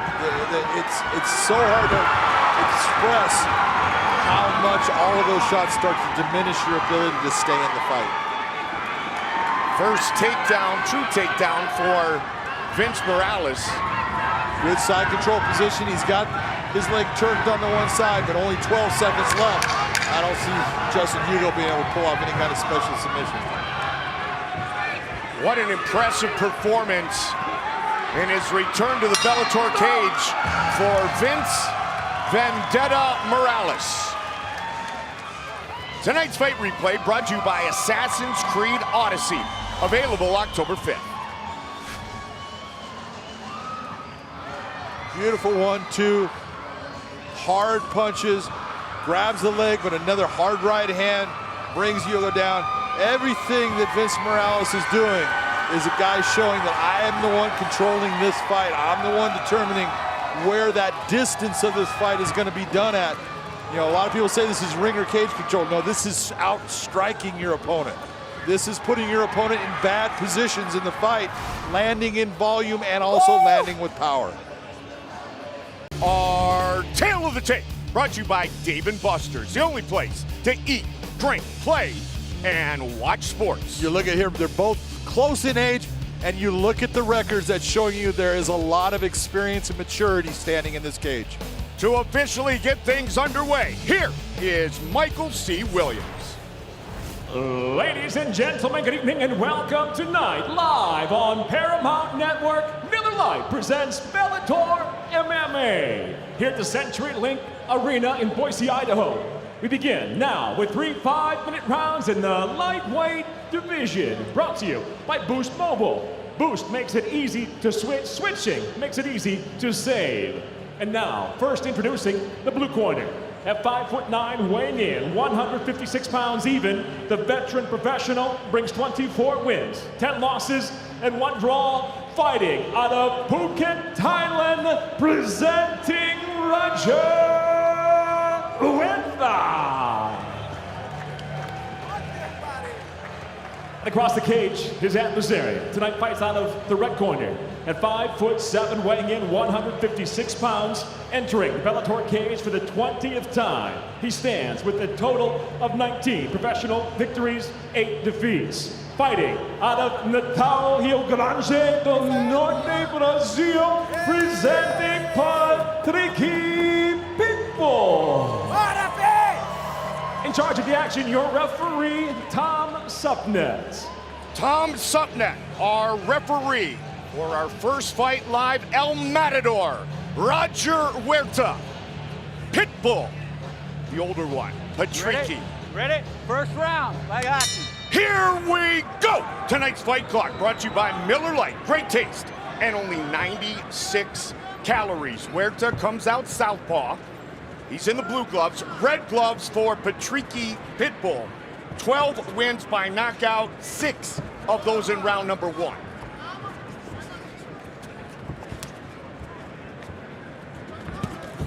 Roger Huerta told us earlier this week, I am here because I believe I can make this run. I want to be a world champion before I'm done fighting. He does believe he can make the run, and what you're seeing right now, I like the fact that I see Roger establishing the position, not settling and allowing Pitbull to push him back. But this is one of the things that I've seen out of Pitbull in these last couple of fights. He is not the guy that needs to force the fight anymore. He's allowing the fight to come to him, and that's what you're seeing from him right now.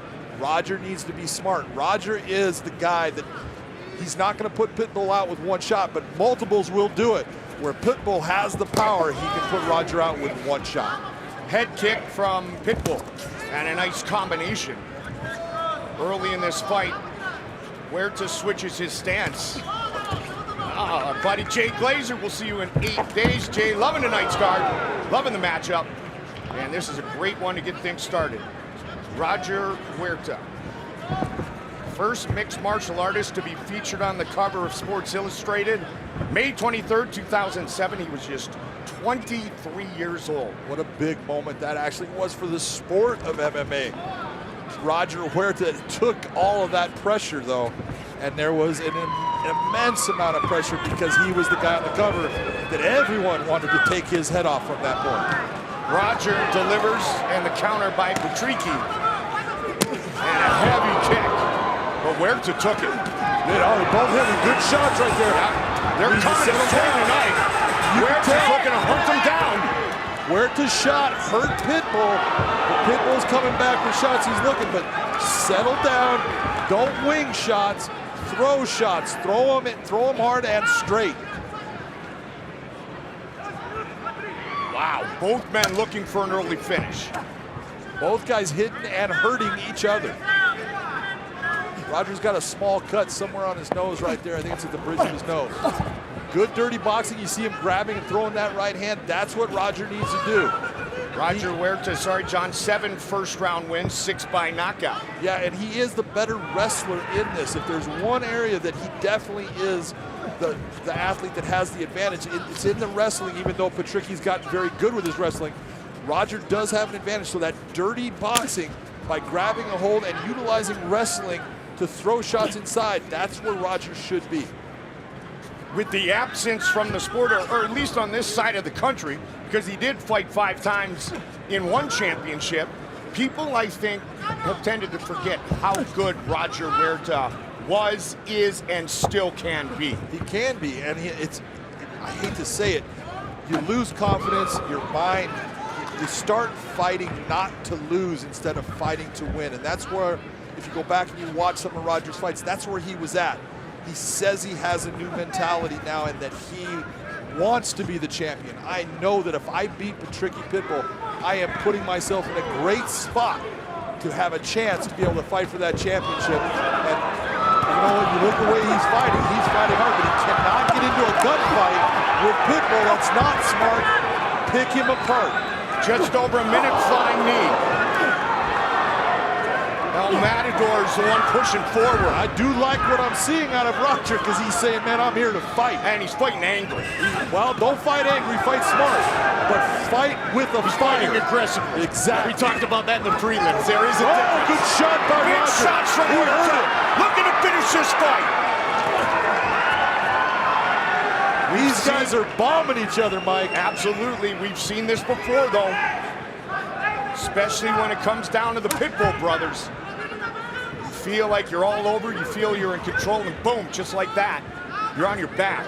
Well, Roger has got Patricki's attention.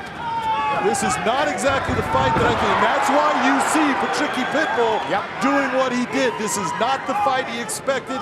He's getting hit with shots and getting hurt by those shots, and he did not think that was gonna happen.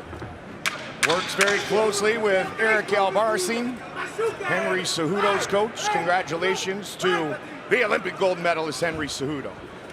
Great first round. We're round two. Blue gloves for Roger Huerta, comes out southpaw again and connects early. Pitbull in the red gloves. I like the fact that he's coming out southpaw, and that's giving Pitbull a little bit of trouble. He's having a hard time with his foot position, which is allowing Roger to land that left hand. Who got round one on your scorecard, partner? Round one on my card. Roger's hurt though. Roger's hurt. Be it. That's what I was saying. Pitbull can put him out with one punch. He's got that power. Roger needs to be smart here. Get on top of it. Hold him down. Oh, he doesn't even know where he's at. Pitbull trying to sense the finish here. And it is all over. Patricky Pitbull knocks out Roger Huerta. What we talked about in round one. Right. It was, and it's what, when you're looking at this fight, Pitbull has the power to end the fight at any point. Roger came out in that first round and he did an outstanding job of creating situations and flurries where he was landing and doing damage to Pitbull. But when he ended up getting hit with this one shot, that was the difference in the fight, and he could not recover from it. Let's take a look at it. Our fight replay brought to you by Assassin's Creed Odyssey, available October 5th. Watch this hand, boom, that left hand. The ones that you don't see are the ones that hurt you. We say it all the time. When you don't see the shot, you're not prepared for it, and it just takes your legs away from you. He gets hit with this left hand. That left hand starts the downfall. He's lost his legs. He's trying to gain his balance. He holds on.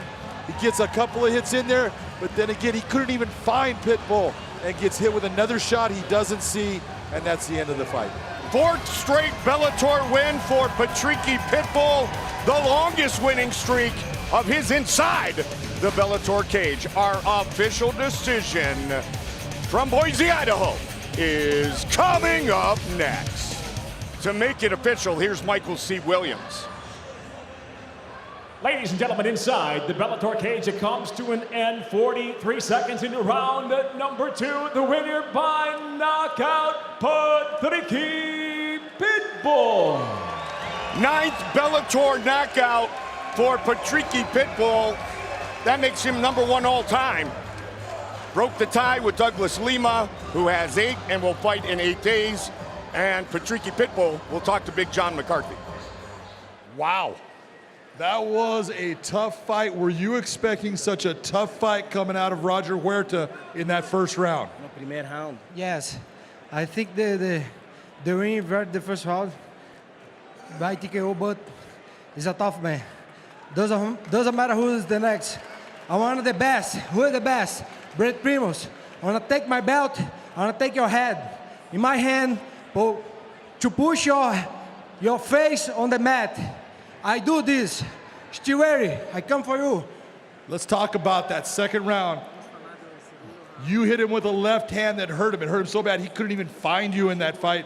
And then you hit him with the right hand that finished the fight. How tough was it for you to land those shots?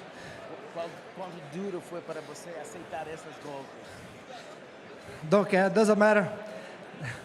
If I put my right hand, he's down. If you put my left hand, he's down. It's normal. Everybody go down. Everybody I think everybody sleep on the mat inside the cage, off the Bellator. I am the next champion. Well, Bolsonaro 2018, nosso presidente. I want to congratulate you, Patricky Pitbull. That was one of the most impressive performances. That's 4 in a row for you, and a title shot should be coming your way. Everybody, your winner, Patricky Pitbull. On the shoulders of baby brother, the champion Patricio Patricky Pitbull with his 9th Bellator knockout. Our tale of the tape for this flyweight fight is brought to you by Dave & Buster's, the only place to eat, drink, play, and watch sports. You can see that Vita is 5'4" compared to 5'2". She's a taller fighter, but Denise still has the reach advantage. Michael C. Williams with the official introductions. Live on Paramount Network, Bellator MMA, presented by Miller Lite, now moves to the flyweight division, scheduled for 3 5-minute rounds, is brought to you by Assassin's Creed Odyssey, available October 5th. And now, introducing the blue corner. At 5'2", weighing in 124 pounds, the reigning Bellator Kickboxing World Champion enters the cage with a professional MMA record of 2-1, fighting out of Amsterdam, Netherlands, Denise Miss Dynamite Kielholtz. And across the cage, her adversary, fighting out of the red corner. At 5'4", weighing in 125.5 pounds. As a professional, 4 victories, 2 defeats, hailing from Boise, Idaho, introducing Vita Ortega. In charge of the action, your referee, Mike Beltran. Mike Beltran, our referee. Denise Kielholtz tonight, her first MMA fight in the U.S. Vita Ortega fighting 15 minutes away from her home. Round. You ready to fight? You ready to fight? Head up, let's go. Here we go! Tonight's fight clock brought to you by Miller Lite. Great taste and only 96 calories. Boise's Ortega in the red gloves. Big mistake right off the start. Blue gloves for Denise Kielholtz. She went for a head and arm throw. She missed it. Vita did a great job of taking back. Denise is trying to move herself out of it. Smart move by Denise. Take your time, get yourself to a good position. It's almost unfair, Mike, when you look and they say 2-1 as far as Denise Kielholtz. She is 47-3 as a kickboxer. She has so much experience in a ring. Not so much in a cage, but man, she's got fight experience. Vita Ortega coming off the best performance of her career. Most importantly, she was healthy because she was not in her split decision loss to Bruna Ellen in upstate New York. In fact, both losses for Vita Ortega have been controversial split decision losses.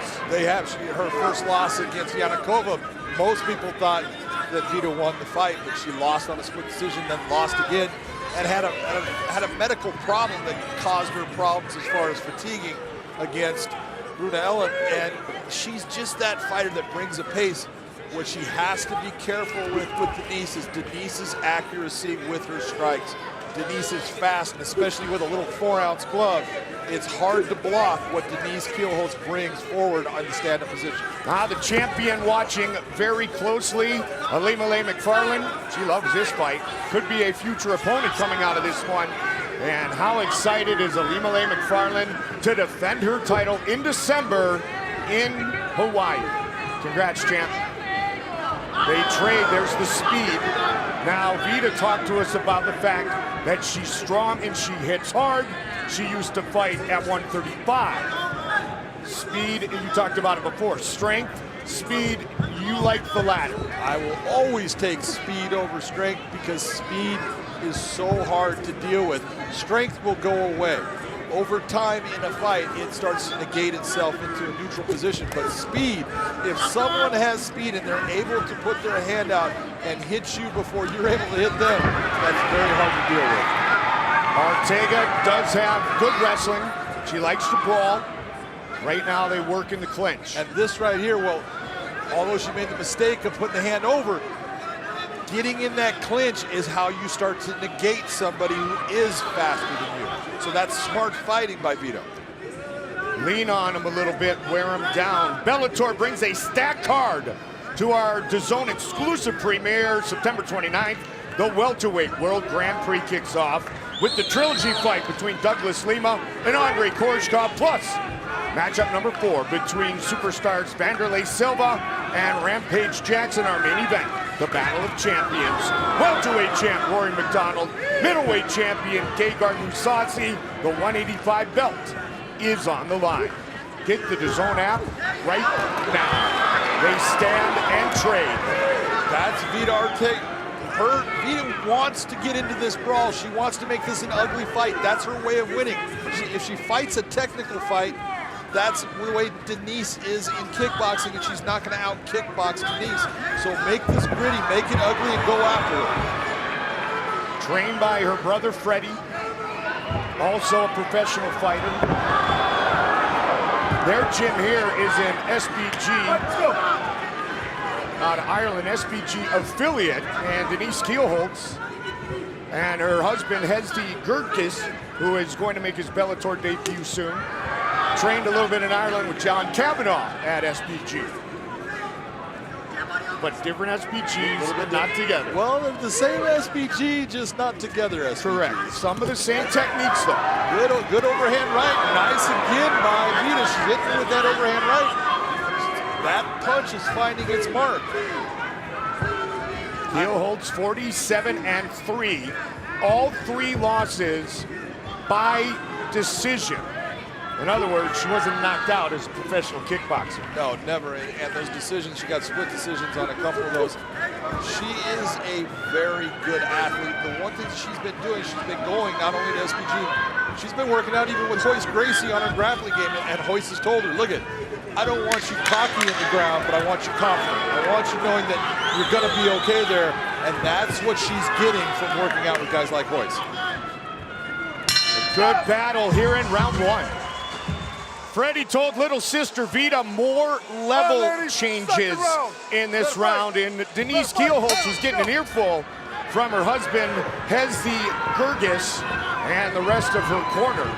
They want her to bring up the emotion and the accumulation of potential damage, and right there she tries to unleash. Yeah, she's doing exactly what they told her. They want her throwing more combinations and bringing straight shots in on Vita.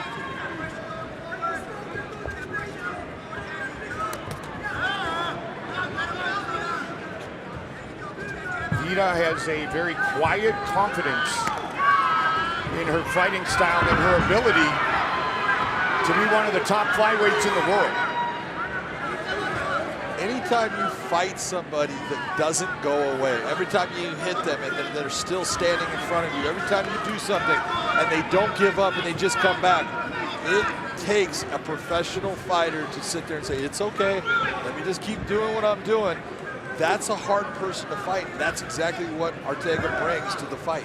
Ortega said she hasn't been this excited for a fight in 2 years. Of course, a big part of that, this battle being at home here in Boise. Good takedown defense by Keelholtz. The Tricky Pitbull got things started in style, and the champ says, congratulations on the knockout victory over Roger Huerta. Brent Primus might be saying, all right, you want to try to knock me down? You want to try to knock me out? Let's set it 8. That might be Brent Primus's next opponent, because if you're looking at a guy who has done everything that he can do to put himself in a position for that fight, that championship match, Mike, it's the Tricky Pitbull. Oh, man. Big swing. Looking for the takedown. She still got it. Stay with that. Boom. Nice job. Close guard quickly for Denise Keelholtz. There's a guy named Michael Chandler who wants to be in that 155 mix as well, by the way. I can understand him wanting to be there. This right here is going to be interesting to see what has Denise learned in working with John Kavanagh at SBG, in working with Royce Gracie. What has she learned about being relaxed and calm? Now we got a reverse guard. She's holding on. What has she learned that's going to get her either into a submission position, get her into a position where she can elevate and get a good reversal, or get herself out of this and get herself back to her feet? Vida, a purple belt in Brazilian Jiu-Jitsu, has not scored a submission win in her young career yet. She's got herself out. Little mistake. She had herself out. She ended up getting pulled back over, but she's still in a good position. She just needs to turn her hips right now. Ortega throwing some punches. Ortega's making this a grind. She's making it a dirty, nasty fight, and that's what she has to do. She is the bigger, stronger fighter of the two. Nice job by Denise Kielholtz with her ground and submission defense. Back on the feet.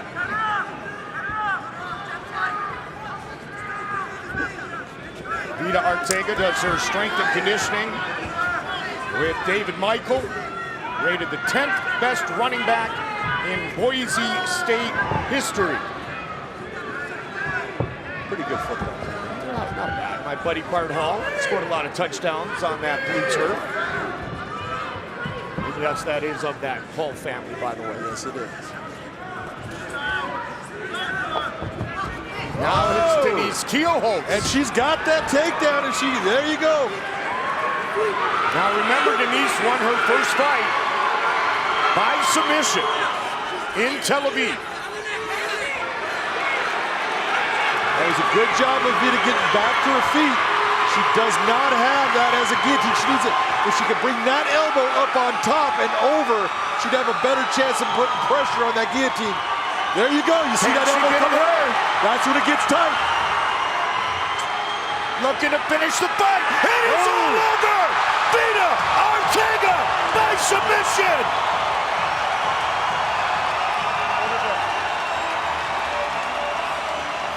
Standing guillotine. Wow.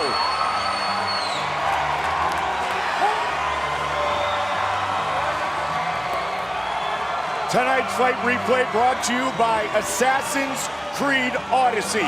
Available October 5th. Mike, when she gets up here, you see Denise has got her head down. She goes for that guillotine, but right here, there's not a lot of pressure on her neck. But when you see that elbow coming up and over the top, that's when it gets tight, and that's when she has pressure. That's why she gets the tap. Beautiful, gritty, grinding fight by Vida Ortega. The hometown girl scores her biggest victory. Vida Ortega, the official decision. Coming up next. The smile says it all. Vida Ortega, victorious at home to make it official. Michael C. Williams. Ladies and gentlemen, inside the Bellator cage, the tap comes by way of a guillotine officially. 4 minutes, 24 seconds into round number 2. The winner by submission, Vida Ortega.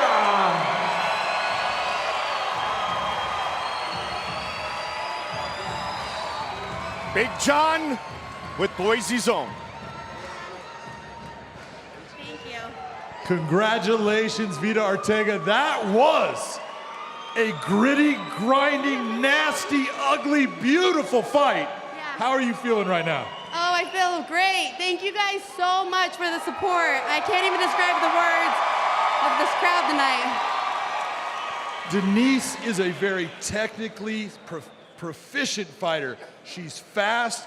What was it like being in this cage with her? It was great. I have nothing but respect for Denise. She's a great competitor, so I'm glad she accepted this fight. So it was a good challenge for me. As far as challenges, when you locked on that guillotine, and I saw you bring that elbow over on top, is that when you knew that, oh, I got this, this is tight? Yeah, and I looked over at my coaches, and they were just telling me, elbow, elbow, elbow up. So I trust them, and that's exactly what I did. Well, I'll tell you what, that was an outstanding performance. It shows exactly what kind of fighter you are. Congratulations. Ladies and gentlemen, your winner, Vida Ortega. I want to say happy birthday to my niece, Trophy, and then I also want to say I think I deserve a title shot. I just beat the kickboxing champion, and I just beat the challenger, Emily, a couple months ago, so I deserve that title shot. Sounds good to me. Vida, I'm sure little Veda's watching, 6 years old. She's doing great. Our tail of the tape for this middleweight matchup is brought to you by Dave & Buster's, the only place to eat, drink, play, and watch sports. Take a look at the record. John Salter, 15-3, 8-0 for Lovato. Big difference is that reach, because Salter has got to get inside of that 77-inch reach of Lovato. Highly anticipated matchup. Let's get it started. Here's the introductions. Here's Michael C. Williams. Bellator MMA, presented by Miller Lite, now features tonight's co-main event, 3 5-minute rounds in the middleweight division. And now, live on Paramount Network, we introduce the blue corner.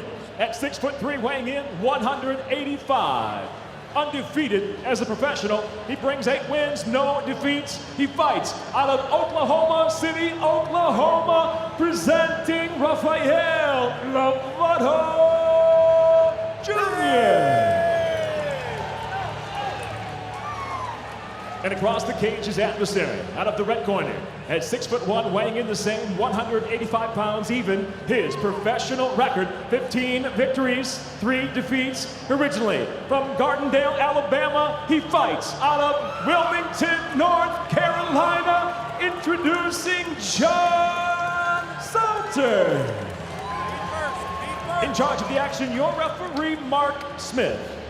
Mark Smith, our referee. John Salter has finished all 15 of his professional wins, 8 by submission. Rafael Lovato Jr., 7 of 8 wins by knockout or submission. Here we go! Tonight's fight clock brought to you by Miller Lite.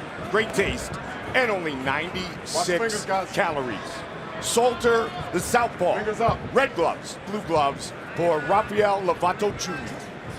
I have been looking forward to this fight for so long, expecting just an incredible grappling match. It'll probably end up all on the feet, but this should be an absolute showcase of what the grappling arts can do. All on the feet with a win by knockout. Oh, by the way, 2 career wins by knockout. Of the 8 for Lovato Jr., 1 career win by knockout for John Salter. Well, if you're looking, John Salter was, started off, he was a wrestler and then got into Brazilian Jiu-Jitsu and became so good at it that it became his strong point in his career. But the one thing that he's got in this fight against Lovato, his wrestling is his advantage. He does have the ability to try to keep this fight on his feet if he wants that. The problem with that is Lovato is so unafraid of being on his back because of his jiu-jitsu that he does take big risk and big chances in the stand-up. He's wild and he's dangerous. So far, the fight on the feet. Oklahoma City, Oklahoma, the home of Rafael Lovato Jr. Rafael and his father, Lovato Sr., the first American father-son Brazilian Jiu-Jitsu black belts. His father trained with all the Machado brothers in California. And what a team Rafael Lovato Jr. has around him now. He does. You look at his, his main coach in Jiu-Jitsu still is Jean de Iberio, just one of the very best Brazilian Jiu-Jitsu practitioners there has ever been in the world. His brother Salo, just unbelievable in everything that he's accomplished and who he is in Brazilian Jiu-Jitsu. You look at some of the fighters that have come, actually wrestlers that have come out to train with Lovato. Justin Wren is turning his game around, being a great wrestler and now having submissions to go with that wrestling, and is improving his career because of it. Shungi, a 15-time world champion. Salter, fighting out of Wilmington, North Carolina, and our thoughts and prayers are with those impacted by Hurricane Florence. For information about how you can give back, go to directrelief.org. One of the things that happened is, 2 fights ago, Lovato fought Chris Honeycutt. If you were going to look for an area where you say Lovato's got something to learn as far as MMA and have a hole in his game, is he had a problem in the clinch being put up against the cage. And one of the guys that was in Chris Honeycutt's corner at that time was John Salter. So John knows, hey, if I'm having trouble, I can try to force him into that clinch, force him into the cage, and try to do some dirty boxing, try to hit with some knees and slow Lovato down. But right now, Salter is feeling very comfortable in the stand-up. And Lovato was in the corner when John Salter fought Kendall Grove, and Big John McCarthy was the referee. That fight that John spoke of a moment ago, the only time Rafael Lovato Jr. has gone the distance in 8 professional fights.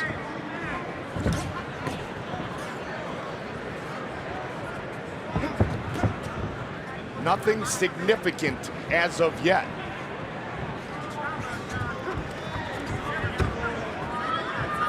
There's that clinch you talked about. It is, and this is a position that Lovato has got to learn to get himself through. You see him starting to frame the arm against the head, push Salter's head away from his body.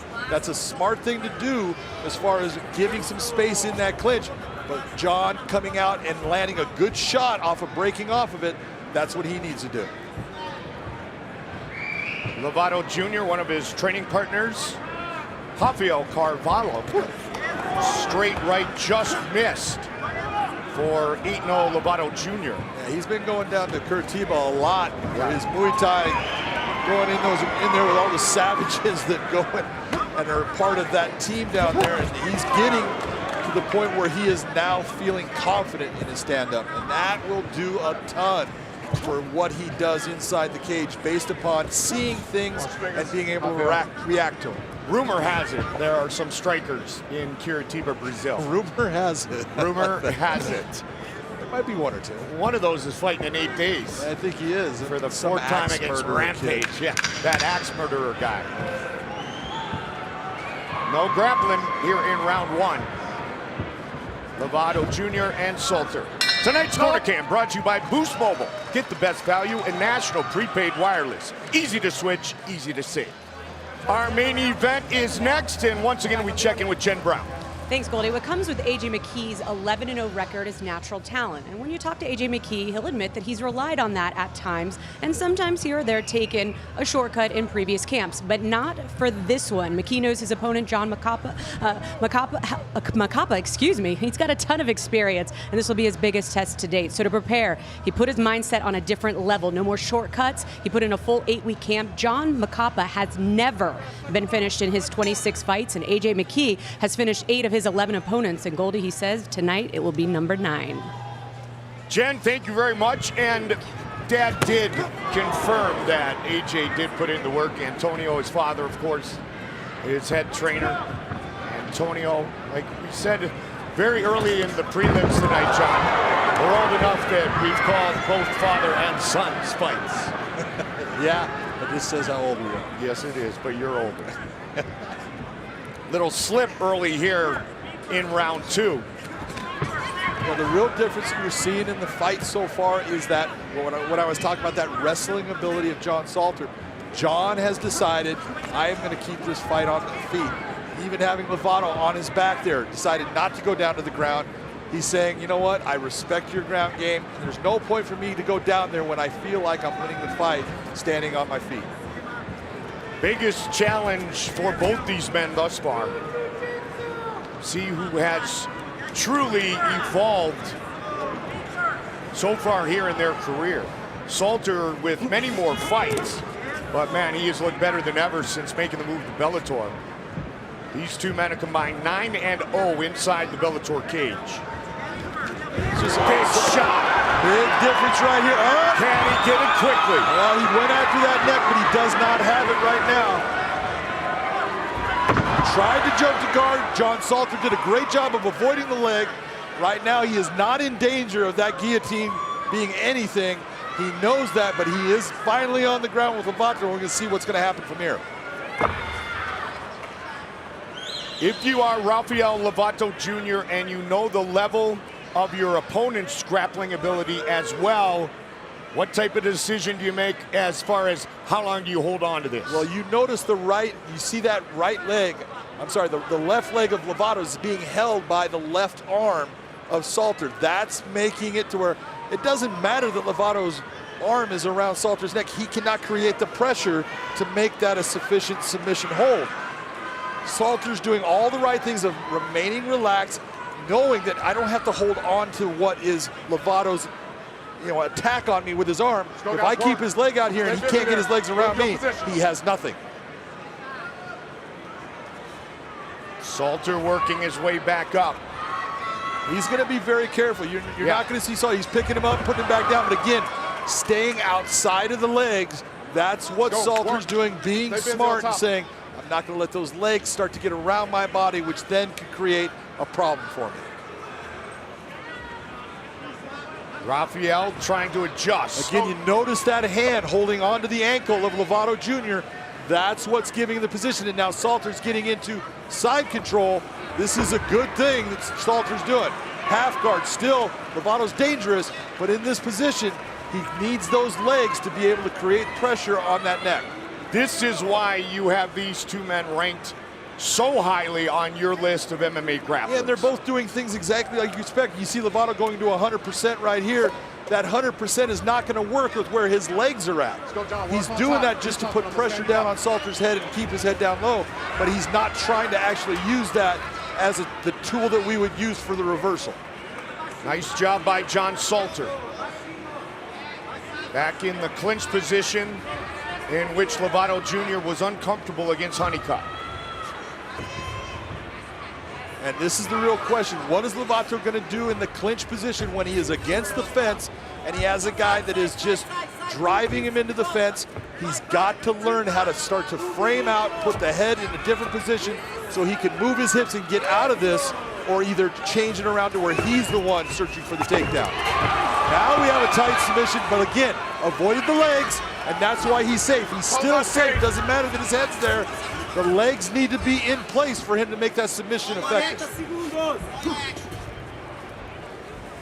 Kinetic chess. Battle of spectacular grapplers. And Rafael lets go of that arm again. And it is exactly what you're saying, Mike. This is a chess game, but it doesn't matter if that queen is still there.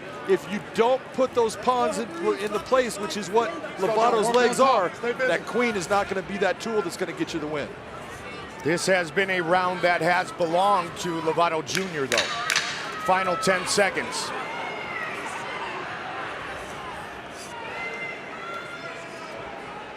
Third round when we come back. Stop. It's going to be interesting to see what the judges look at in that.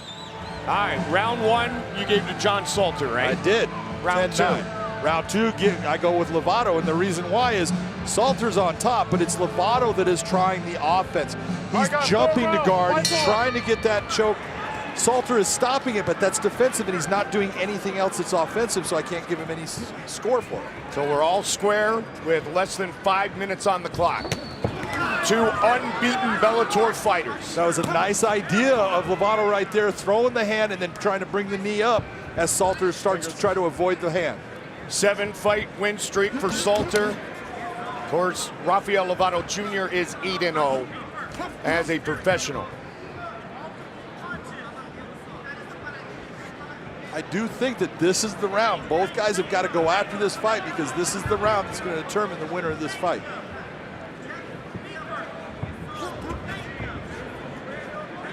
Rafael Lovato spent 2 weeks in Curitiba with what he said was a bunch of monsters.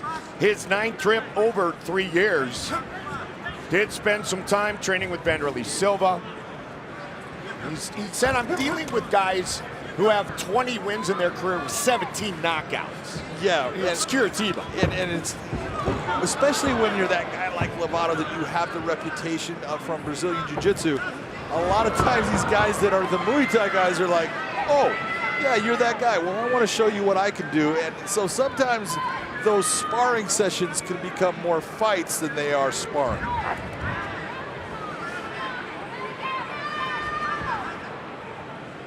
Three and a half on the clock. See, and again, this is the same type of fight that Honeycutt ended up having against Lovato Jr. You're seeing Salter start to slow the fight down, put it into the clinch position, but he needs to be offensive here against the fence. And it's not like John Salter is doing something that he hasn't done dozens of times in his career in embracing the grind and trying to work that clinch. That's a style of fighting that has brought him a lot of success over the years. It has, and you look at, you know, the submission game that he has brought, what he's brought since he's been fighting in Bellator. He is the guy that everyone's afraid of on the ground, but Lovato's not afraid of him. But Salter has the ability to hurt Lovato and end up getting that submission, but he's got to be offensive. Lifelong wrestler. And you saw his wrestling ability right Absolutely. there, Mike, Yep. and how he just stonewalled what Lovato Jr. was trying to do. NAIA National Wrestling Champion back in 2007.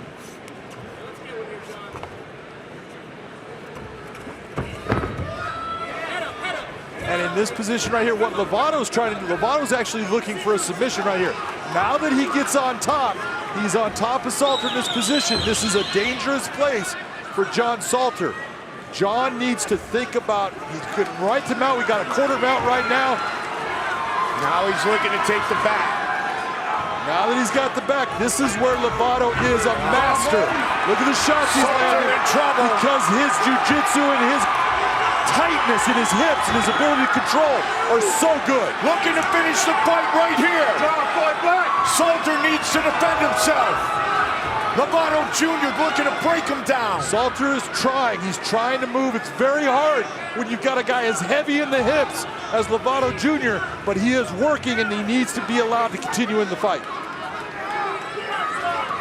Hooks are in. Points are scored. 120 remains. This is the difference when you're talking about MMA. The gloves make such a big difference in being able to sink in that rear naked choke. It's a big old pad on your hand and it can be blocked by guys where the hand by itself can slip right through. Big shots, hammer fists, under a minute now. This is all smart fighting by Lovato. Open him up, hit him with shots, don't just go straight to the submission. Make him start to move his hands to block the punches, then come in with your choke.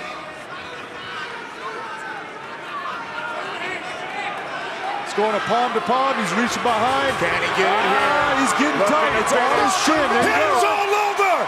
Rafael Lovato Jr. submits John Salter.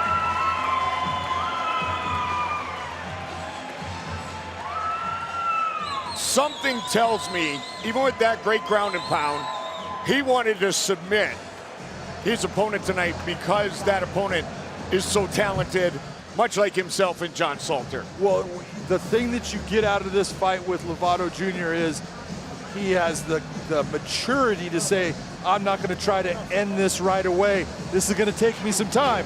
He utilized that time and then got his win. Tonight's fight replay brought to you by Assassin's Creed Odyssey, available October 5th. When we get this takedown, you see him bringing that knee through, slicing the knee through the legs. He pushes down on the leg right here, gets himself to what we call a quarter guard. He's almost in full mount. John Salter turns, and now he's got both hooks in. Great hip position, heavy on top of him. John starts to turn. Look at that finish. When he brings that arm through, John reaches, but he reaches on the arm and cannot bring it past the head because it's not sitting on top of the head. It's behind, and that man has a python-like squeeze. Rafael Lovato Jr., emotional in victory, and now 9-0 in his professional career. He submits John Salter, and our official decision is coming up next. Ladies and gentlemen, it comes to an end inside the Bellator cage officially. 4 minutes, 27 seconds into round number 3. The tap comes by way of a rear naked choke. The winner by submission, Rafael Lovato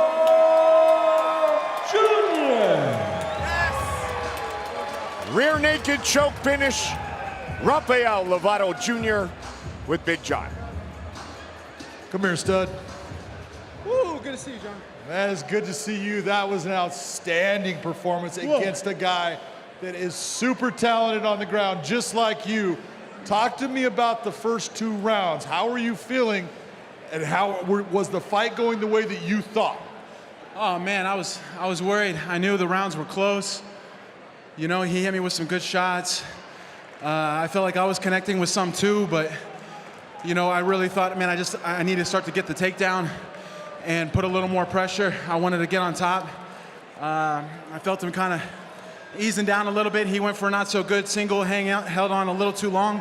I was able to stuff and get on top, but real quick, I want to thank Salter for the war. I have so much respect for that guy. And, you know, he had to leave his hometown last weekend to evacuate from the hurricane. So I want to wish his friends, family, students, everyone that might have been affected by the hurricane out there well. You know, I send all the best to him and his family. And I want to thank Boise. This is my first time here. You guys have treated me so well. Everyone's been so nice. Beautiful town. I'm spending the weekend here, so I look forward to eating some of your best food that you got. Well, that was without a doubt the toughest opponent you have faced. A guy that was 5-0 coming in here in Bellator against you. Who is it that you want to match up against next? Well, I think it's no secret, you know. I'm the kind of guy that lets my work speak for itself, but you know, sometimes you got to speak up a little bit, and I'm not getting any younger, so look, I want the title shot, man. That's my dream. I want to fight for that belt. I want to bring it back home to the U.S., bring it back home to my team, everybody in Oklahoma City. I'm surrounded by greatness, man. So much love by these amazing people, and I know with them I could do anything. So, you know, let me have my chance, man. Let me go for my dream, please. That sounds good to me. Congratulations on the biggest win of your career. Rafael Lovato Jr., your winner.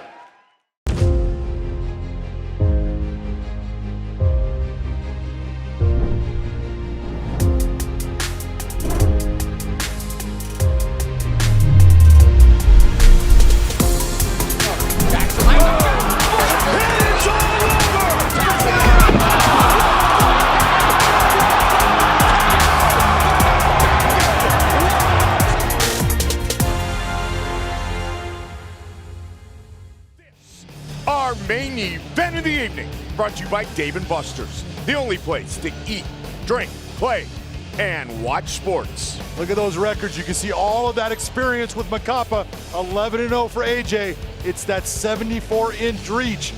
John Macapa's got to deal with a long fighter. Basically, nothing is virtually identical. The way, I just had to say it. Michael C. Williams. Ladies and gentlemen, live on Paramount Network, Bellator MMA, presented by Miller Lite from CenturyLink Arena here in Boise. The time has come for the main event of the evening. 3 5-minute rounds in the featherweight division, sanctioned by the Idaho State Athletic Commission at cageside Commissioner Tom Katsalamidis. Tonight's main event is brought to you by Miller Lite. Great taste and only 96 calories. And now, introducing the blue corner first. At 5'7", weighing in 145.5 pounds, his professional record, 21 wins, 3 losses with 2 draws. Hailing from Macapa, Amapa, Brazil, presenting John Macapa. And across the cage is adversary, tonight fighting out of the red corner. At 5'10", weighing in 145 pounds even. Tonight, as a professional, he stands undefeated, 11 victories, no defeats, fighting out of Long Beach, California, introducing AJ Mercenary McKee. And when the bell rings, the referee in charge of the action, Mike Beltran. All right, gentlemen, over the rules already. Protect yourself at all times. Obey my commands at all times. Touch gloves now if you want. At the sound of the bell, come on up, handle your business. Let's go. John Macapa, 27th professional fight, his first Bellator main event. AJ McKee, 5 of his 7 finishes have come in the very first round. You ready to fight? You ready to fight? Handle, go. Here we go. Tonight's fight clock brought to you by Miller Lite. Great taste and only 36 calories. Head kick early. AJ McKee, the southpaw, red gloves. Macapa in the blue gloves. And those kicks are something that John Macapa is concerned with. He knows that AJ has very good kicks, and he says he is fully prepared to deal with those. That is going to be a question in this fight, because AJ, being as long as he is, when he gets those kicks going, he starts to pot shot you with his hands. He's got that whip on those kicks as well. And his teammate Aaron Pico watching very closely. Aaron Pico's got the Brazilian Leandro Higo in 8 days. Nice response by John Macapa with that beautiful kick to the body. Doesn't look like much, but trust me, AJ felt that kick. Macapa's Bellator debut was his first fight in the U.S. Spin and a miss. Right up his AJ. And that's where we're talking about. AJ McKee, just like that!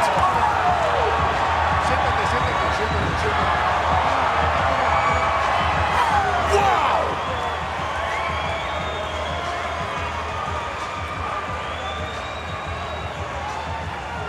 Tonight's fight replay brought to you by Assassin's Creed Odyssey, available October 5th. Look at this scramble. Comes up off of the ground. You see Macapa swing a little bit wildly. AJ takes a big step inside. Look at this left hand. Comes through. Bip right on the chin. That hand, you can see his whole body goes limp. AJ can come down with a shot, but he doesn't.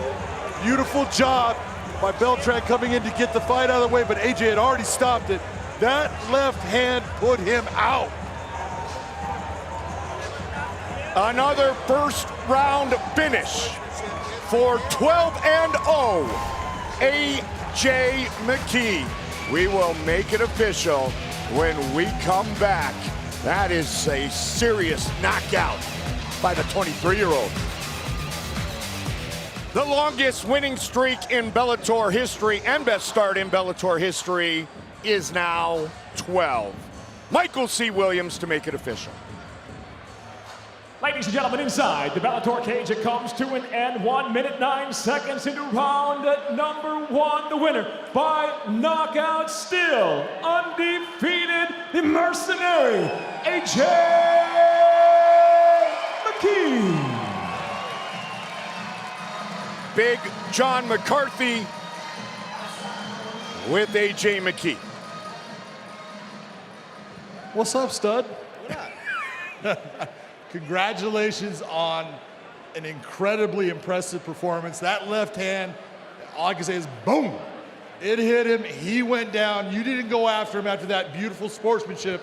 How are you feeling right now with your 12th victory in a row here in Bellator? I'm amped up. I'm happy to be here and put on a show for all the fans out here in Idaho. So thank you guys for the support. I got to give all the glory to the man upstairs, because none of this is possible without him today. You know, it's all about doing what you do and supporting others and helping each other. You know, you all got to come together at the end of the day and be one. As a citizen, as just a country, as people, you know, we're all one together. So let's stay together, guys. Love hearing that. How important is it for you to have a team like you have that gets you ready for an opponent like John Macapa here? Oh man, it's phenomenal, dude. Our team is ridiculous. From Baby Slice, Aaron Pico, Joey Davis, Marlon McKee, Art, YL Watson. I mean, we got a team so stacked it's not even funny. Like, it's literally pushed me to the point to where I have no choice but to train hard or I get my ass whooped. You started that fight off with big kicks that landed and were hurting. And then there was that point where you ended up getting caught in a transition, ended up going to the ground. What were you thinking at that time? I wasn't sure if I caught him with the spinning heel kick or not, but once I looked up and I kind of seen he was still moving forward, he was stumbling, I was like, oh, just get up and get him. So it's like a shark smelling blood when he's hungry. You got to get after it. After 12 wins in a row, who is it you want next here, AJ? Since day one, man, it's A1. Where is my belt? You see me, I like to look flossy. I need a nice belt around my waist. Sounds good to me. Everyone, your winner, AJ McKee.